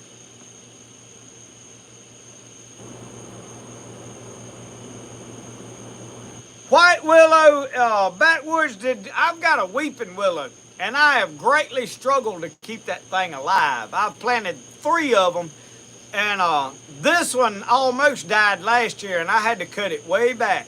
But it's put all back out this year. We had plenty of rain in the spring, but it gets so dry here in the fall of the year that we lose a lot of trees.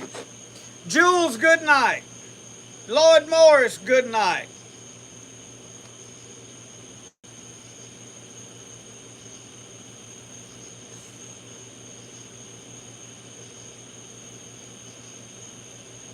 John Newton, thank you so much. Mike Culpepper, I had 2 mullein plants come up. Well, I transplanted one down to my medicinal plant garden, and the goldenrod and stuff just choked it out. It ain't doing nothing. The one up here that I left in front of the shed, it ain't growing and doing nothing. So my growing season this year has been horrible. The rain, I guess so much water has leached a lot of the nutrients and washed them out of the ground. I don't know what happened. I would have expected with the amount of rain we got for things to be flourishing and doing well, but they're not. It has had an adverse effect on most things. But other than that, I hadn't found no mullein, and I have planted seed. This is the first year I have ever had any to sprout. But now I have got some dried mullein put up, but you know, I have a lot of people ask me about medicinal plants, and I don't really use a lot of medicinal plants. I use some. And the reason is for the most part, I'm pretty healthy. I don't really have anything I'm battling. I use the greenbrier root tincture pretty regular, and the lion's mane tincture pretty regular. And I've found that I am not needing the pokeberries this year because of it. I think it's because of it.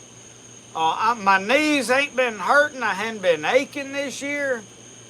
So, y'all, I really think as far as just general health, tonic, and inflammation type stuff, I'm really going to preach the greenbrier root is a wonderful thing. You take about a spoonful every day, and you good to go. And I mean, it's almost like a sip of whiskey, I guess is what you'd call it. I don't know. But you're doing it for the medicinal qualities, not for the sip of whiskey, you know, because you're only taking a spoonful. It ain't like you're drinking enough to feel nothing off the whiskey. It's just a carrier of the medicine.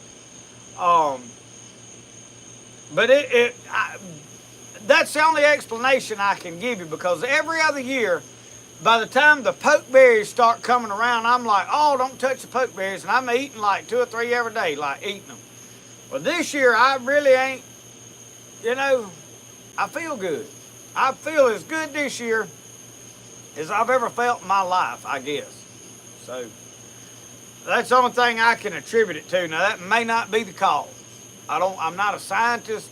I ain't got no proof.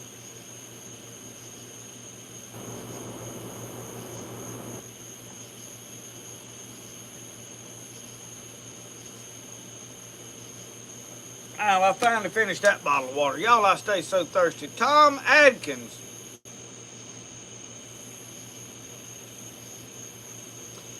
Will my salve work on itchy psoriasis and eczema?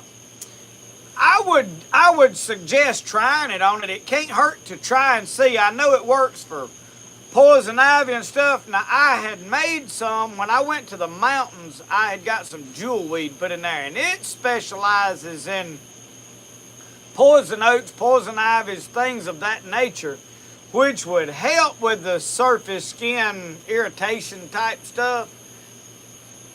I would, if I had psoriasis and stuff, I would try it and see. I would come near using that than I would that stuff they advertising on TV.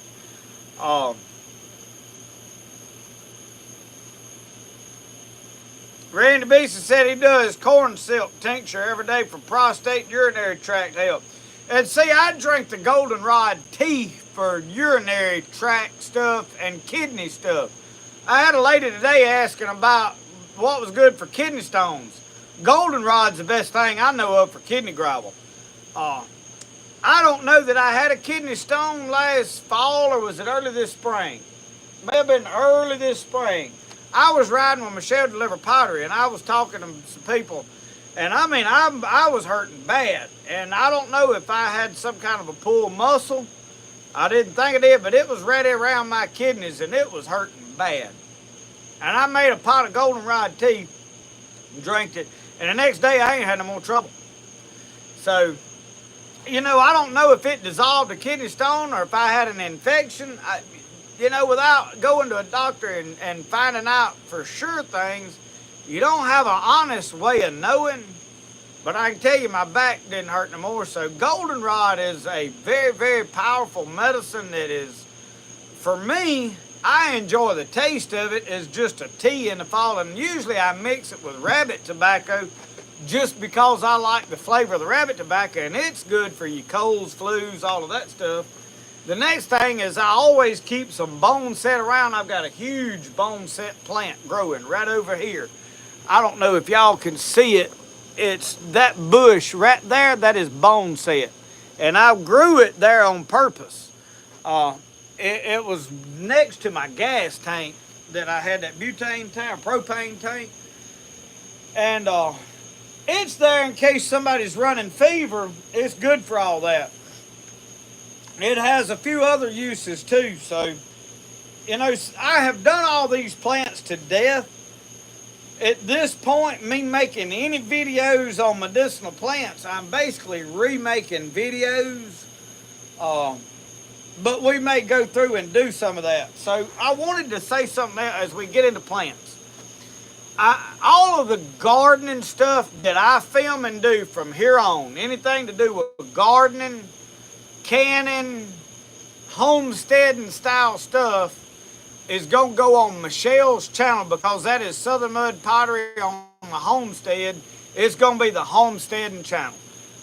So all of my videos that I film myself talking about the chickens or whatever is going to go on that channel. This channel is going to stay with the hunting and fishing, trapping, knife making, all of that kind. I'm probably going to keep the medicinal plants here. Because that to me is one of the Native American medicines, the mountain men medicines. So that theme of stuff is what's going to stay here. All the camping, adventure stuff, all of that will stay on this channel. And it is because I want the algorithm to try to figure out where to put me so that it can grow.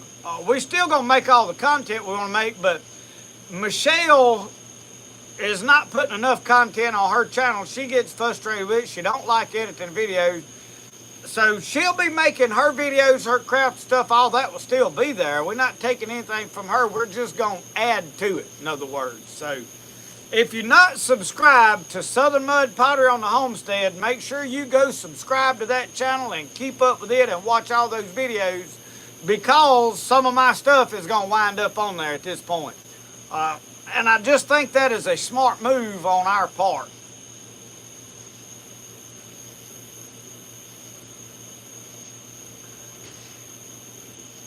Who's that spraying you or Rosco? Nobody. Skunk. Yeah, it's bad. It must be in the front. I don't really smell it here. I smell it whenever you go back here. I guess I've been sitting here till I ain't noticed it. I do kind of get a hint of it. Is that what you was down there barking at while ago, a skunk? Don't you go back down there meddling with it. Well, he didn't get sprayed, or I'd know.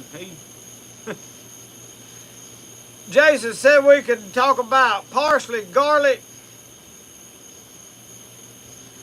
Thomas Shepherd, good night. I just seen everybody telling me good night.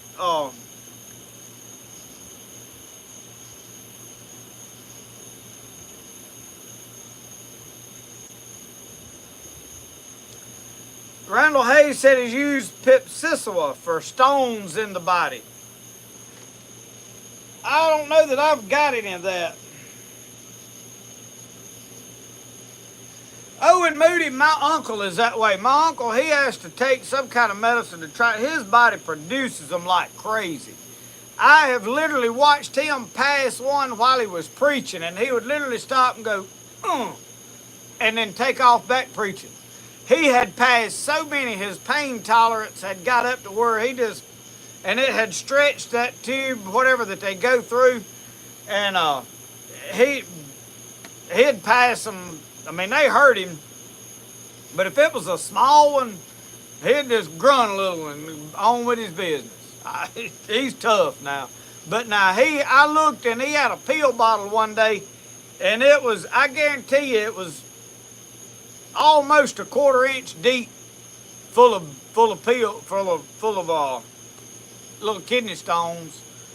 And I mean, most of them were little bitty, but there was a couple in there big as a pinhead almost.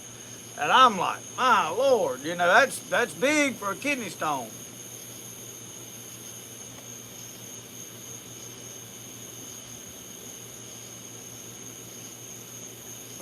Backwoods Homestead for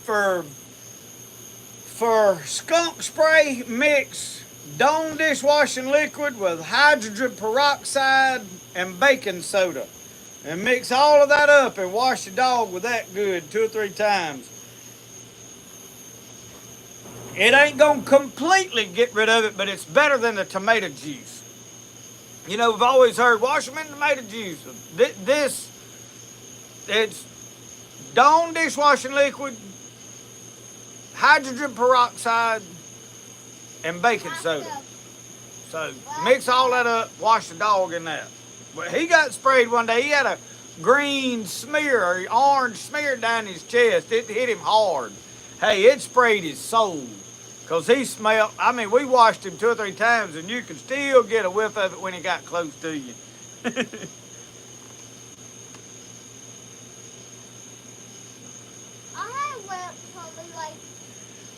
No, I've heard kidney stones ain't no joke. And I don't know that what I had was one or not, but it hurt bad. But now,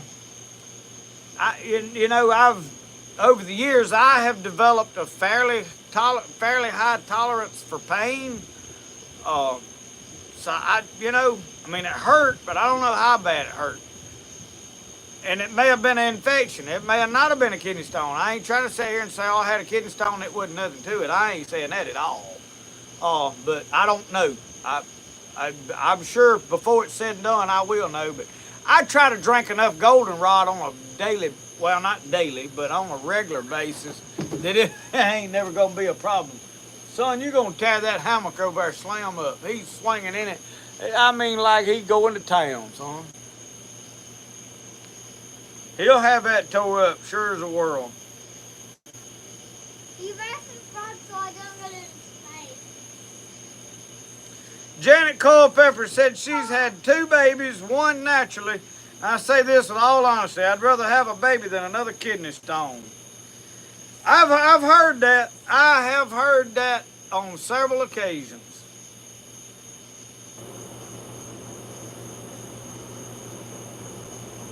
Well, local life.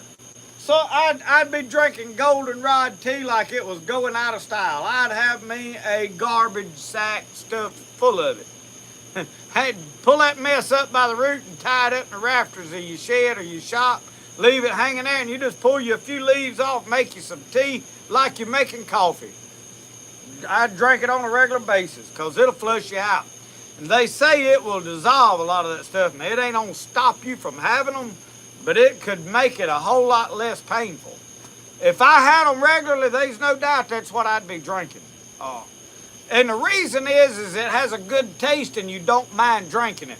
It's like wild lettuce for pain. Wild lettuce works, but my Lord, it is so bitter that it is hard to stomach it when you're just about as soon hurt as you had to drink the mess. So, I mean,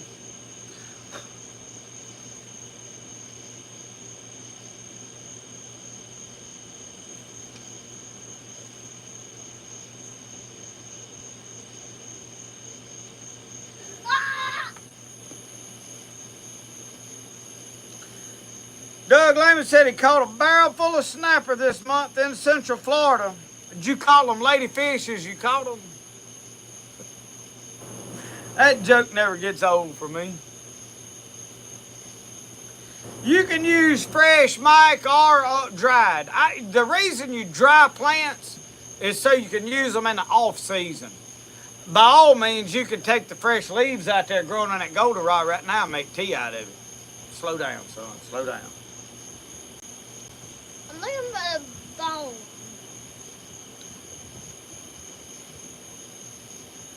There's Miss Sharon Davis. Yeah, y'all talking about these kidney stones. There's a lot of people I talk to that have to go have a laser bust them up, and everybody that talks to it, they talk about just wallowing on the floor and squirming around and tearing a dash out of their car and everything else all the way. So I am not making light of nobody with kidney stones. None whatsoever. I don't envy you, not one bit. And I hope to the Lord that wasn't what I had, I hope I don't ever have one. Oh, it hurt. I mean, it was, I couldn't, in fact, mine was hurting, but it wasn't like I was squirming around with it. I laid down in the bed and it was hurting, and I got up to go to the bathroom. I had to use the bathroom in the middle of the night, and I had to just ease over and just kind of slide out of bed. So I don't know if I had a muscle that was pulled and locked up where I couldn't move, but I mean, it was right down in my lower back, and I mean, I was just like, oh, I can't move. I mean, I was just like barely moving. And when I got back in the bed, I just kind of laid over against the bed, just stood there. I couldn't even get laid down in it for a while. So, I mean, it wasn't that it didn't hurt.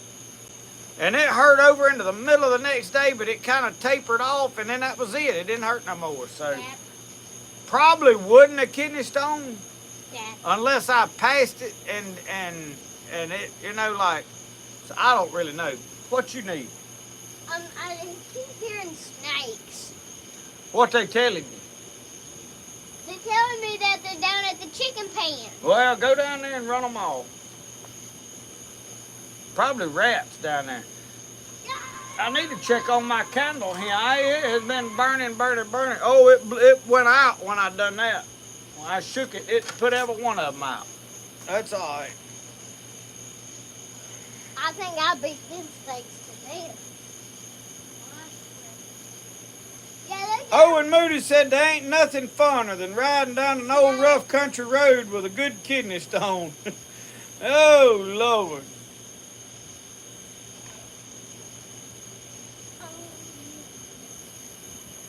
I'd pick that goldenrod anytime I wanted it. It's ideal to pick stuff when it's flowered out. But the flowers... Let me talk. The flowers are good for allergies and all that kind of stuff. So you really, my opinion, I want the green leaves for flushing out my urinary tract, kidneys and stuff. So you could probably harvest it now for that and get the same medicinal. Usually while its flower and stuff is at its peak as far as medicinal properties. So harvest it this fall. That's why when somebody asked earlier today about medicinal plants, when I was going to start doing them, really fall is the time you start harvesting everything, when all of that stuff starts flowering out. So as plants are blooming is when you really want to do that's the ideal time to pick it.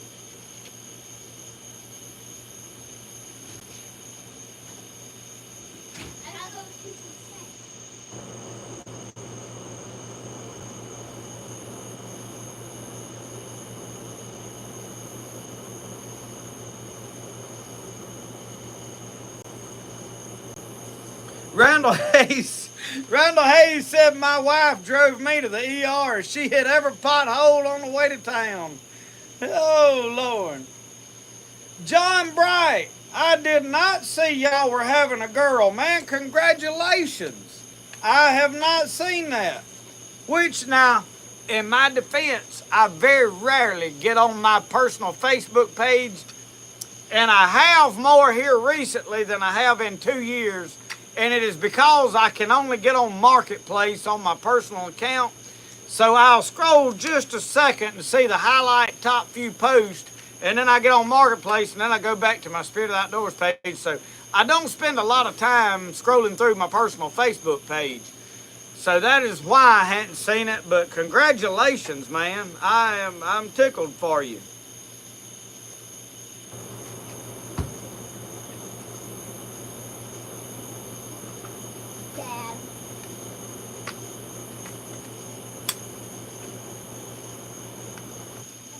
Passion fruit is good. I like it. It helps with anxiety and stuff like that. What do you want? Don't leave that right there. He always brings a gun out here and props it up in the way and then leaves and goes and does something else. Get that over yonder one too. And you take them back in the house with you. You ain't gonna leave all that out here. Get that sword out yonder.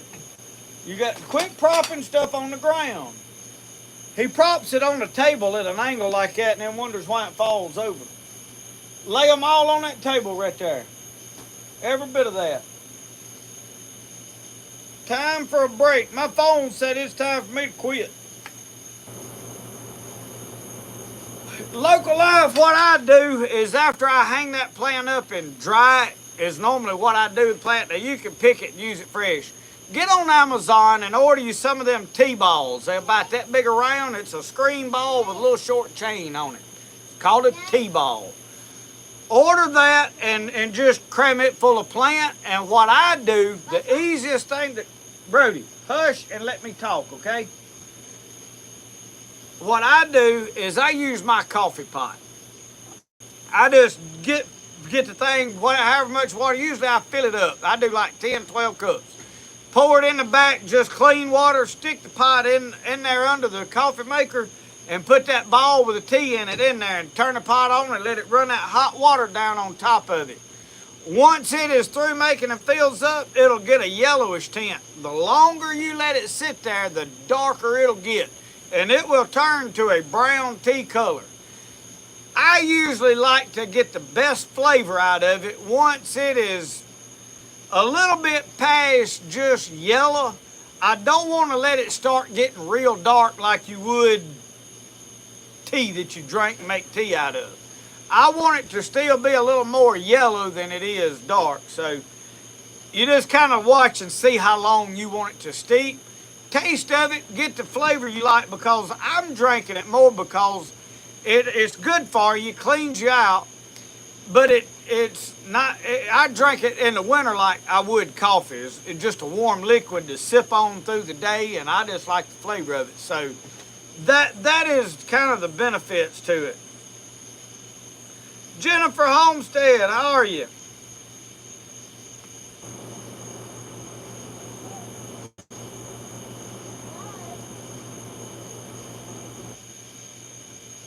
Yeah, Robert Getty, I harvest goldenrod every year. Goldenrod, plantain, and I make sure I've got wild lettuce tincture. And I've already got plenty wild lettuce tincture put up. for me. I may have to make some more because I've had some other people ask for some, and I may make some more for that. But I keep some wild lettuce tincture for pain if I have an injury or get whatever. I try to keep some bone set. I got some bone set tincture now, so it's probably all I need for dropping fever if one of us gets to running high fever. But basically like an emergency stash of stuff I have sort of developed over the years. Everybody's needs is going to be different on what plants you need to stock, just because you may be facing different ailments. If you're facing different things, there's different plants for whatever your needs are. But the goldenrod and the rabbit tobacco is something I just make tea out of and drink even when I'm feeling good and ain't sick, because it sort of helps prevent stuff.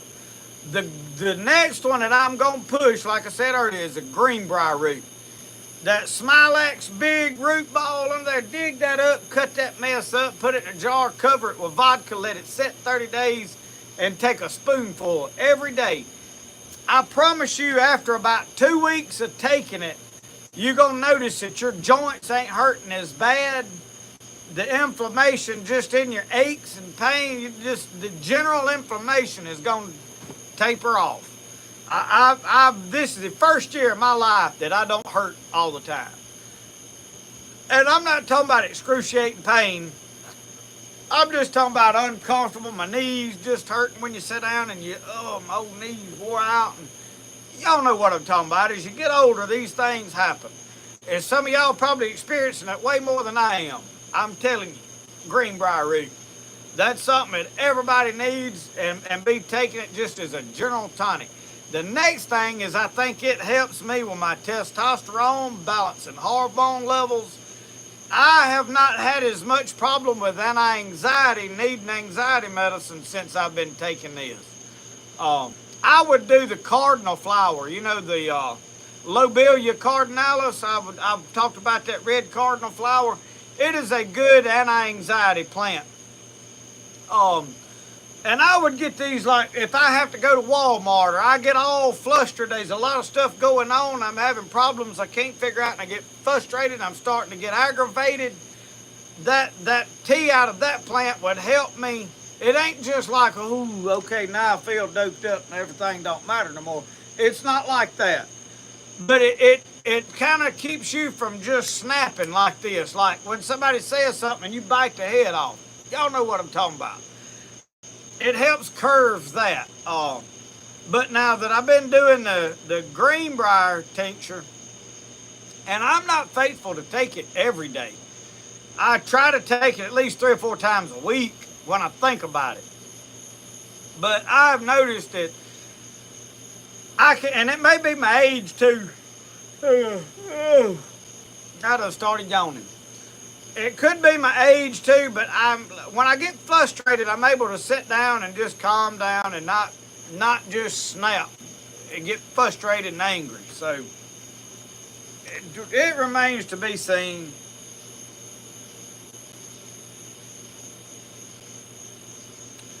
Rabbit tobacco,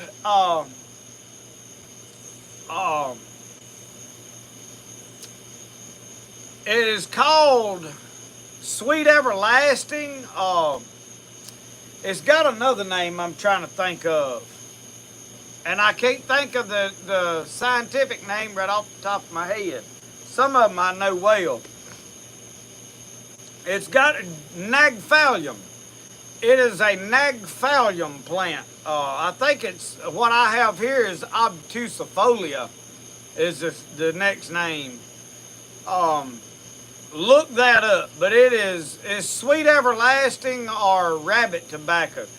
It's a real white, silvery looking plant in the fall when it flowers out. And it's a short plant. It can get up about 2 or 3 foot tall, but usually they're about this tall, and I've got wads of it down here. I don't even need to pick none. I didn't have it right here in my local area, but when I got over there on the deer camp, man, I found that stuff everywhere. And let me tell y'all this. On the side of that steep hill I was on the other day, I'm walking around in there looking for deer sign When I was editing that video, did any of y'all notice if that one of those plants on the side of that hill where I sat down by that tree was ginseng? I have never found ginseng. I know it grows on the north side of the hills. That was the north side of the hill. Now that could have been all poison ivy or something. I don't know. I'm going to have to look when I go back over there here before long. But I was editing a video and I was like, is that ginseng growing right there? Because I had my mind on something else and I didn't notice it while I was there. And now I want to go look to see.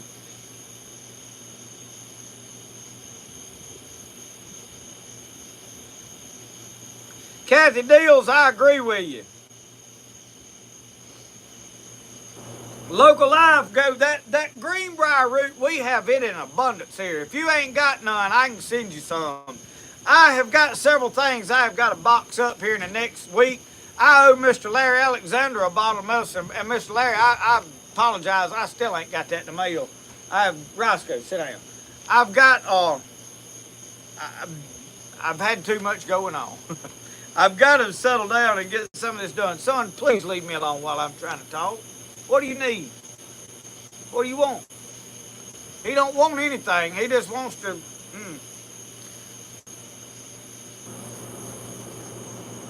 Moringa. I hadn't really... Jason McAllister said kudzu is also a great herb. I agree with you. They say there's everything on that we could live off of kudzu if we got hard times, and it's all edible.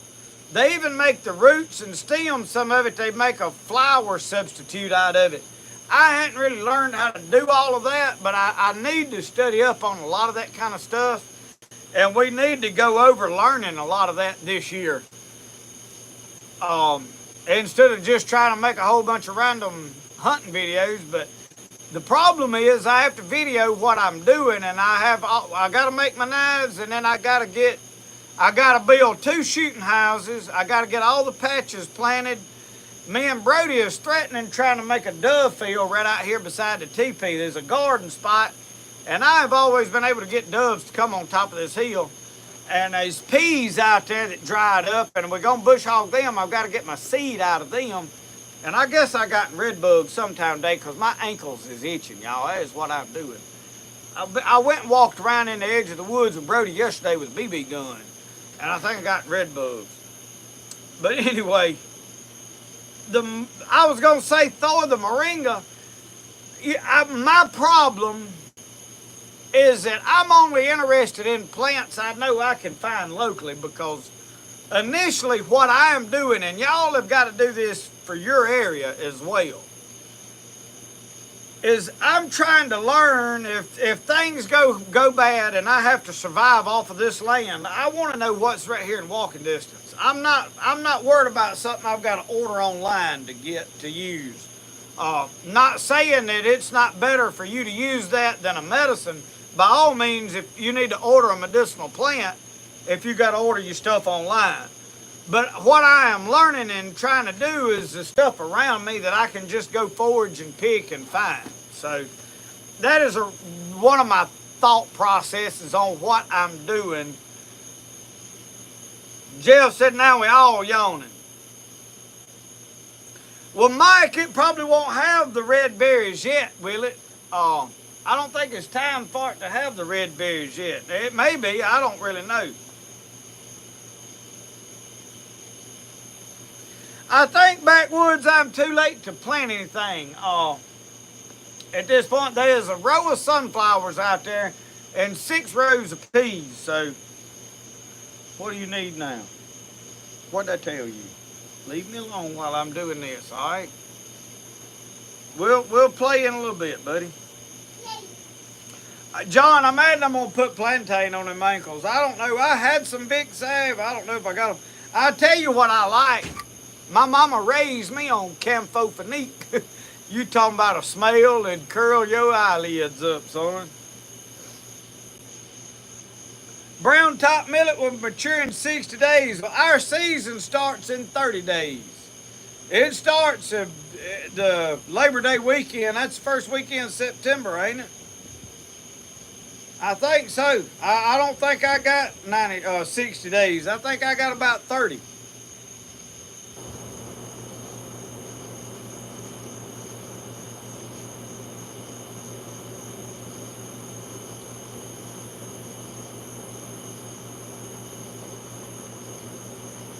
Well, y'all. Chigger X works. I had some salve one time we bought that was in a white can with a red lid. It seemed to work all right. It may have been Chigger X. It was something like that. When we bought it, I didn't know what a chigger was. Mama always called them red bugs. So, how many of y'all know about that? I know some of y'all older generation knows about the camphophenique. I bet they ain't none of y'all born after 90, knows what camphophenique is. Yeah, local life, I had mentioned this earlier. Brody got the BB gun yesterday. We was walking around hunting and shooting a BB gun. And I got a board out and drew the stock out on the board. And then I was like, you want me to make it? He said, no, I want to leave it like it is. So, I don't know. It wouldn't be hard for me to make it. I mean, really. I have an oak board, but it's the board I found, the bugs that already eat on it. So it's got it's wormwood.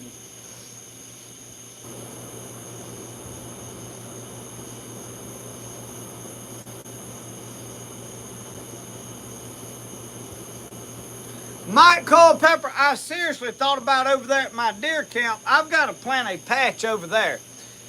And I'm going to probably plant 2 of them. And I'm going to plant them just to plant something. And I want something for the rabbits to eat.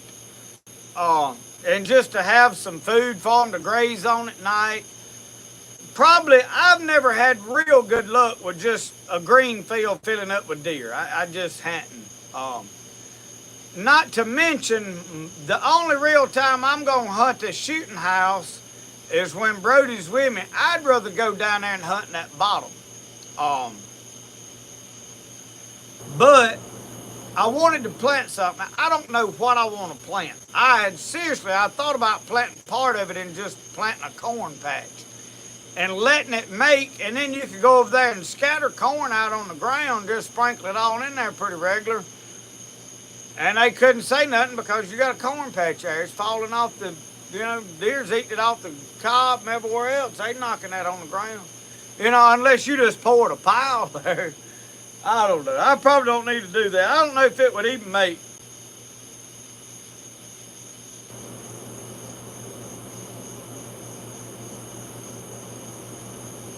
Oh, and Moody said he loved the smell of camphor. Yo, mama raised you on that, didn't she? Uh-oh, my phone finna die, y'all. It done said the battery is like Shorty. Low. Plant turnips. It's very rare, John, that I get deer to eat turnips. My daddy planted a bunch of turnips back there. They will eat it when it's small. Once it gets on up, they don't seem to eat it. And it ain't one of them things that you can come in and mow it and it put back out. So I don't know. I tell you what I normally do. I normally put me some alky rub on a rag and wipe that on my overall them bites. That'll pretty well kill them. Fall peas. I thought about planting soybeans.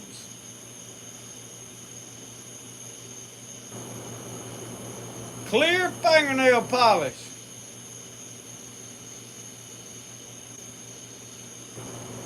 I plant cereal, rye, and white clover.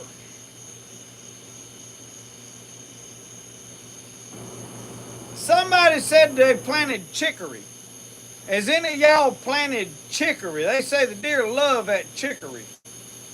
I didn't even know you could buy chicory, but Backwoods, I heard you could take that dog fennel and just take the plant and put it in the dog house and let them lay in there with it and it'd run the ticks and stuff off of them. I hadn't really tried it.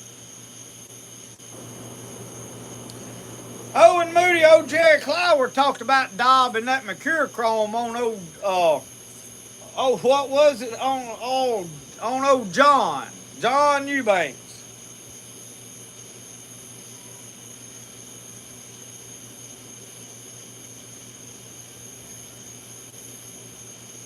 Rick Martin said they love chicory. John said he didn't have no luck with chicory. You know, a lot of it has to do with deer. It's like people. You know, some of us like grinnell and some of us don't. Some of us like chitlins. Some of us don't. Some of us like wild deer meat. Some people don't like it. So, you know, I suspect that animals are pretty well the same way. Some of them's going to like one thing and some of them another. Purple hull peas is got to be a go-to for them. Because if I plant them out here in my garden, they're going to eat them up. So I may go over there and just plant me a whole bunch of purple hull peas.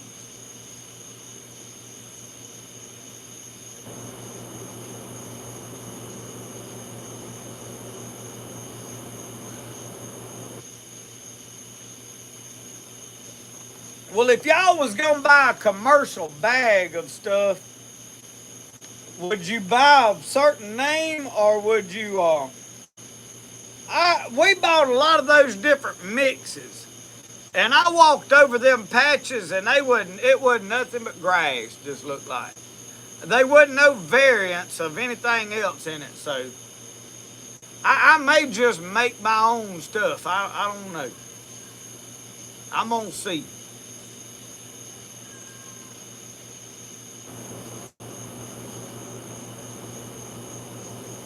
Now, Owen Moody, I don't know nothing about betadine.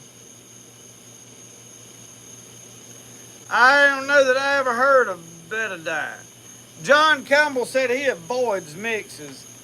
I'm going to do a mix, but I think I am going to probably have them, or either make my own mix or whatever. I don't know. I've got a seeder that'll go on the back of the Honda that I can just plug in and seed it. The only problem is I hate putting that fertilizer in that little old thing. So I may just take I ain't gonna do no huge patches, and I may just seed it by hand. I don't want to, that fertilizer will gum up that feeder and make it rust like crazy. And that's even with washing it out. I just hate to fool with that. Yeah, I don't like, and I have never had no luck with ryegrass. They'll eat wheat now, but I ain't never had them eat much ryegrass.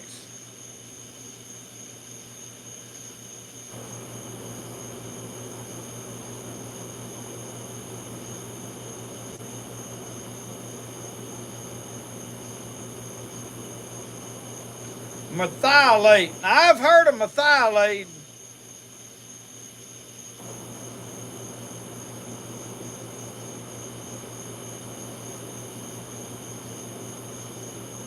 Mark Meltzer said Mom told us that steam meant it was working. Yeah, that's what I was told too.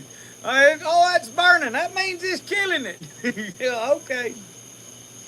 What they'd do to me though is when I'd flinch or something, say, "Oh, boy, I thought you was tough." Boy, I'd stiffen up. I am tough.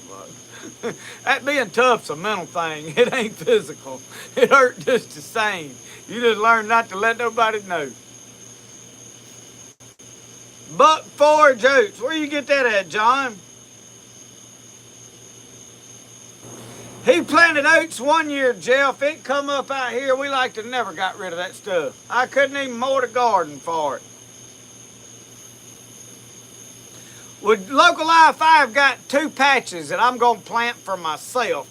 And I hate to mix it because if they in the same area, I'm trying to lock down a big area of the camp so that I've got, you know, an area to walk in between and hunt and all that.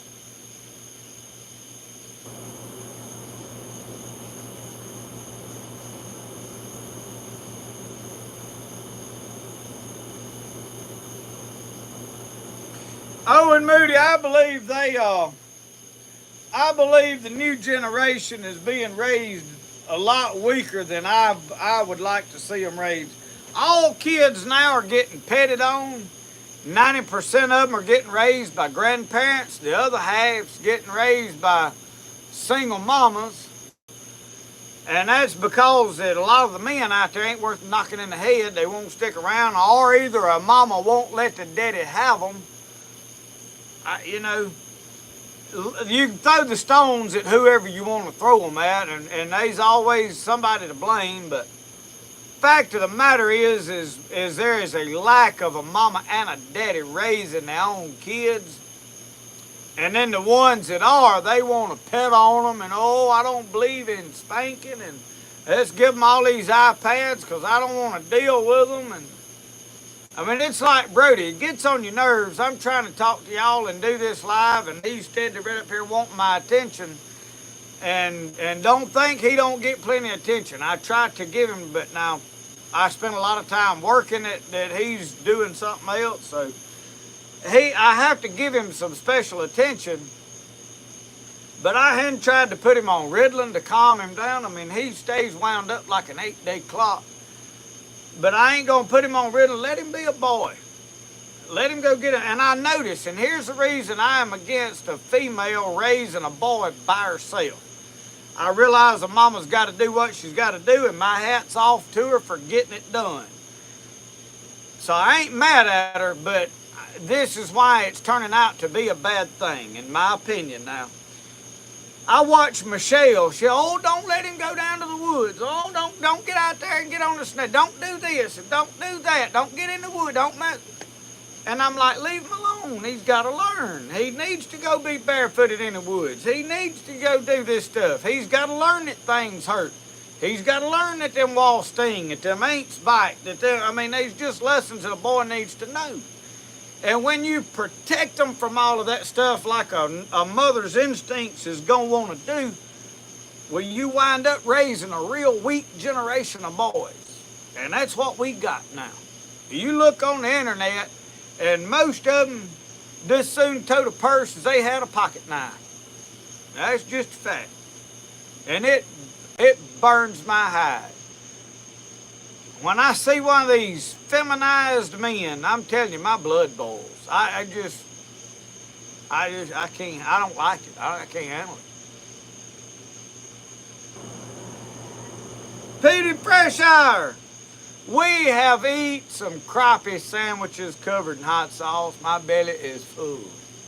But we just about to shut things down here in a minute. We done went to 9:30. Oh, Lord. Yeah, Oliver, I try to do that. My problem ain't me worried about him bothering y'all. He distracts me, and the problem is I lose my train of thought real easy, and that's what I'm worried about. You know, it ain't really that, hey, he's a problem, but when he's really, like, distracting me, I struggle to think clear anyway, so that's one of the reasons I'm taking that lion's mane tincture pretty regular. Try to battle some of that.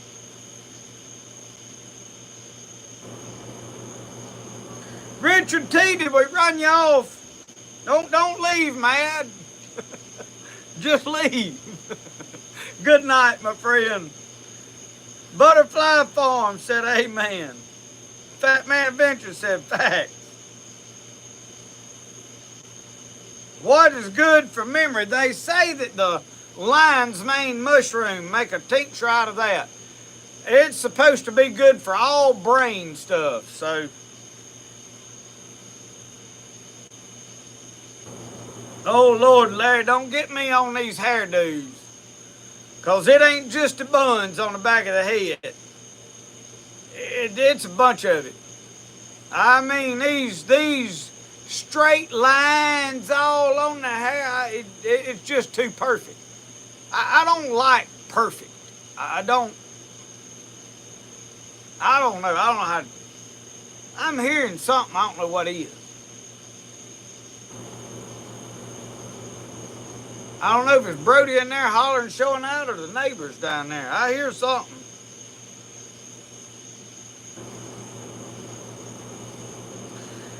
Yeah, Fat Man Adventures. He's probably gonna take over the show before it's said and done, and I hope he does. I'm desperately wanting to get us a boat set up that's a little bigger.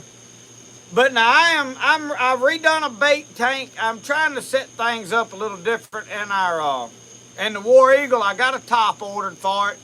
We got bad too hot the last time, and if you make yourself miserable trying to enjoy life, it ain't worth doing it. So for I think I give about $140. I ordered a top to put on the boat so that I could keep Brody in the boat with me. The next thing is, Rosco can't go with us because it gets so hot in that boat. Well, that top will give you some shade to sit under. So I've done that and built a bait tank that maybe we can keep our bait alive a little better in. So I'm trying to get things to where we can enjoy it and keep him involved and let him just be a boy and let him enjoy life. But I'm trying to get us a bigger boat that we got room to move around in, because I want him to get into the bow fishing and stuff. And if I get him trained how to do all that, he will. He'll take Slam over the channel. What? Come here. He done lost his drink. Oh, Mama finna fix you something else to drink. She's fixing me lemonade. Well, tell everybody good night. We fixing to go. Good night. You'll be that rocking chair there is ready for the garbage, y'all. It needs to go in the burn pile, but old Rosco likes it pretty good. So y'all, I am Fat Man Adventures. Get you one of them umbrellas. Look, go by the welding shop, local welding shop. Tell them to get you a piece of some kind of heavy flat plate. Weld you a little old piece of pipe about several inches big around enough for you to stick one of them outdoor umbrellas down in. I promise you it'll make a world of difference. Stick that thing up on your chair. Now you can't do a lot of casting, but man, you flip a little old crappie rod or tight line. You get up and throw your pole out there and tight line catfish. You can stick them. It makes it easier. That bit, I don't even know how to say it. Bimini top or bimini top folds out, and it's over there. You go up to the front and put your lines out or fish line. You get hot, you can go get back there under the shade for a little bit, and it makes a lot of difference. I know we was on that pontoon boat doing that hand grabbing, and I rode back there under that shade the whole time, and man, well, I could have rode all day. I didn't get too hot. It was fine. As long as I had some water to drink along, I was good. So it makes a huge difference.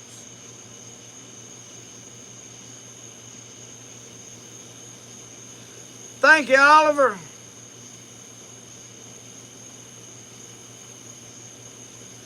Yeah, the umbrella's good. Now, if you can swing it, go ahead and buy that bimini top that folds up. Wait till I do the video on this one, and I'll link the one I buy.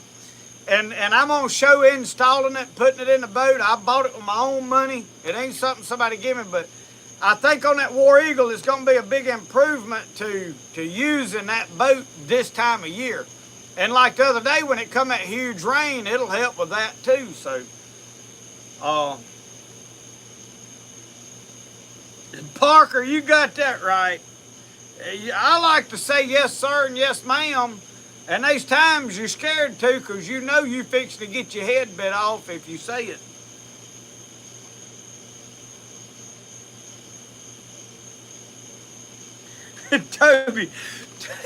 Toby said he just saw a man on Facebook got arrested for cutting 37 buns off a man's head.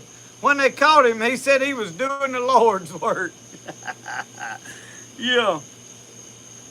Really, what somebody wears and how they dress, if they got long hair and all that kind of stuff, that don't really bother me. It's the pressing that really does it for me. It really burnt. When they really pronounce their S's like this, I can't handle that. They ain't got to sound hick like I do. But let's don't go to all that extreme to be a sissy. And that flipping your wrist around like that, No. I mean, it's just, they ain't no, and it's because of social media. They have celebrated this mess till guys think that is what's cool. I mean, what happened to rolling the bill on a hat up where it, shaded your eyes? When I wore a cap, I mean, I curved it. It ain't got to be rolled up where it'll fit in a cup, but put some curve to that hat. A straight hat, man, I think about, was that the Fresh Prince of Bel-Air? What was the other one that, I can't even remember now.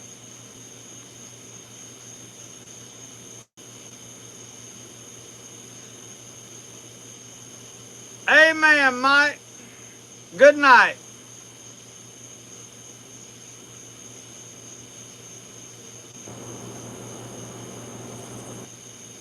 It is time for bed, y'all. Do you dove hunt? Season's right around. If I had a place to dove hunt, I would. I don't ever have a place. We may try to scatter some seed out here and see if we can get some doves. I don't ever have a place to go. Normally I don't dove hunt because of that. I don't ever get invited nowhere. Y'all, I am fixing to shut it down. It is time to go in. I have got some things I got to do. I'm going to just be straight honest with y'all. I still got to go film just in time. I got busy today and piddling around and never did. I looked up and it was too late. I was getting this stuff together to set up out here tonight.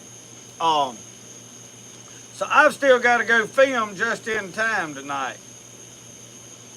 So anyway, thank all of y'all for joining in and watching us tonight. We'll close it out with prayer, y'all, like we've always do. Dear Lord, we thank you tonight for the opportunity we've had to sit down and chat together, to fellowship with good friends, Lord, on the digital back porch out here and enjoy good times and good food, share stories, share information. Lord, we thank you for this day. We thank you for the strength in our bodies. Lord, we thank you for every blessing you've given us. We ask you, Lord, to touch those, Lord, that are sick, those that are battling diseases, cancer, ailments, kidney stones, all these different things, Lord, that people are struggling with, the pain in their bodies. God, we ask you to be a healer to them. God, you see those out there that are suffering loss this week, God. You see the different ones that reached out to me this week, Lord, that are suffering loss of loved ones, family members. God, we ask you to comfort them. God, we ask you to wrap your arms around them. Lord, you see those that are struggling in their faith. God, we ask you tonight to give them direction, to speak to their heart, to let conviction work in their life, to lead them, God, to where you want them to be. God, we give you the praise and the glory for everything that you do for us. We thank you for your spirit that has changed us. We thank you for the blood that you shed on the cross of Calvary, Lord, that we could experience what we've experienced. God, we love you today. We thank you for the Holy Ghost. We thank you, Lord, for your word. We thank you for grace and mercy. We thank you for our family. Thank you for everybody watching tonight, Lord, and that watch tomorrow at different times. We give you all the praise and the glory, Lord. In Jesus' mighty name we ask you. Amen. So y'all, thank y'all for joining in with me tonight out here on live from Mississippi. We're going to have to brush up at some point on some old Jerry Clower jokes. I noticed we ain't told none in a while. We'll have to get back to that. Thank y'all for watching Spirited Outdoors. Remember, the best way to do things is the way you like to do it. We'll see y'all. Y'all have a good night.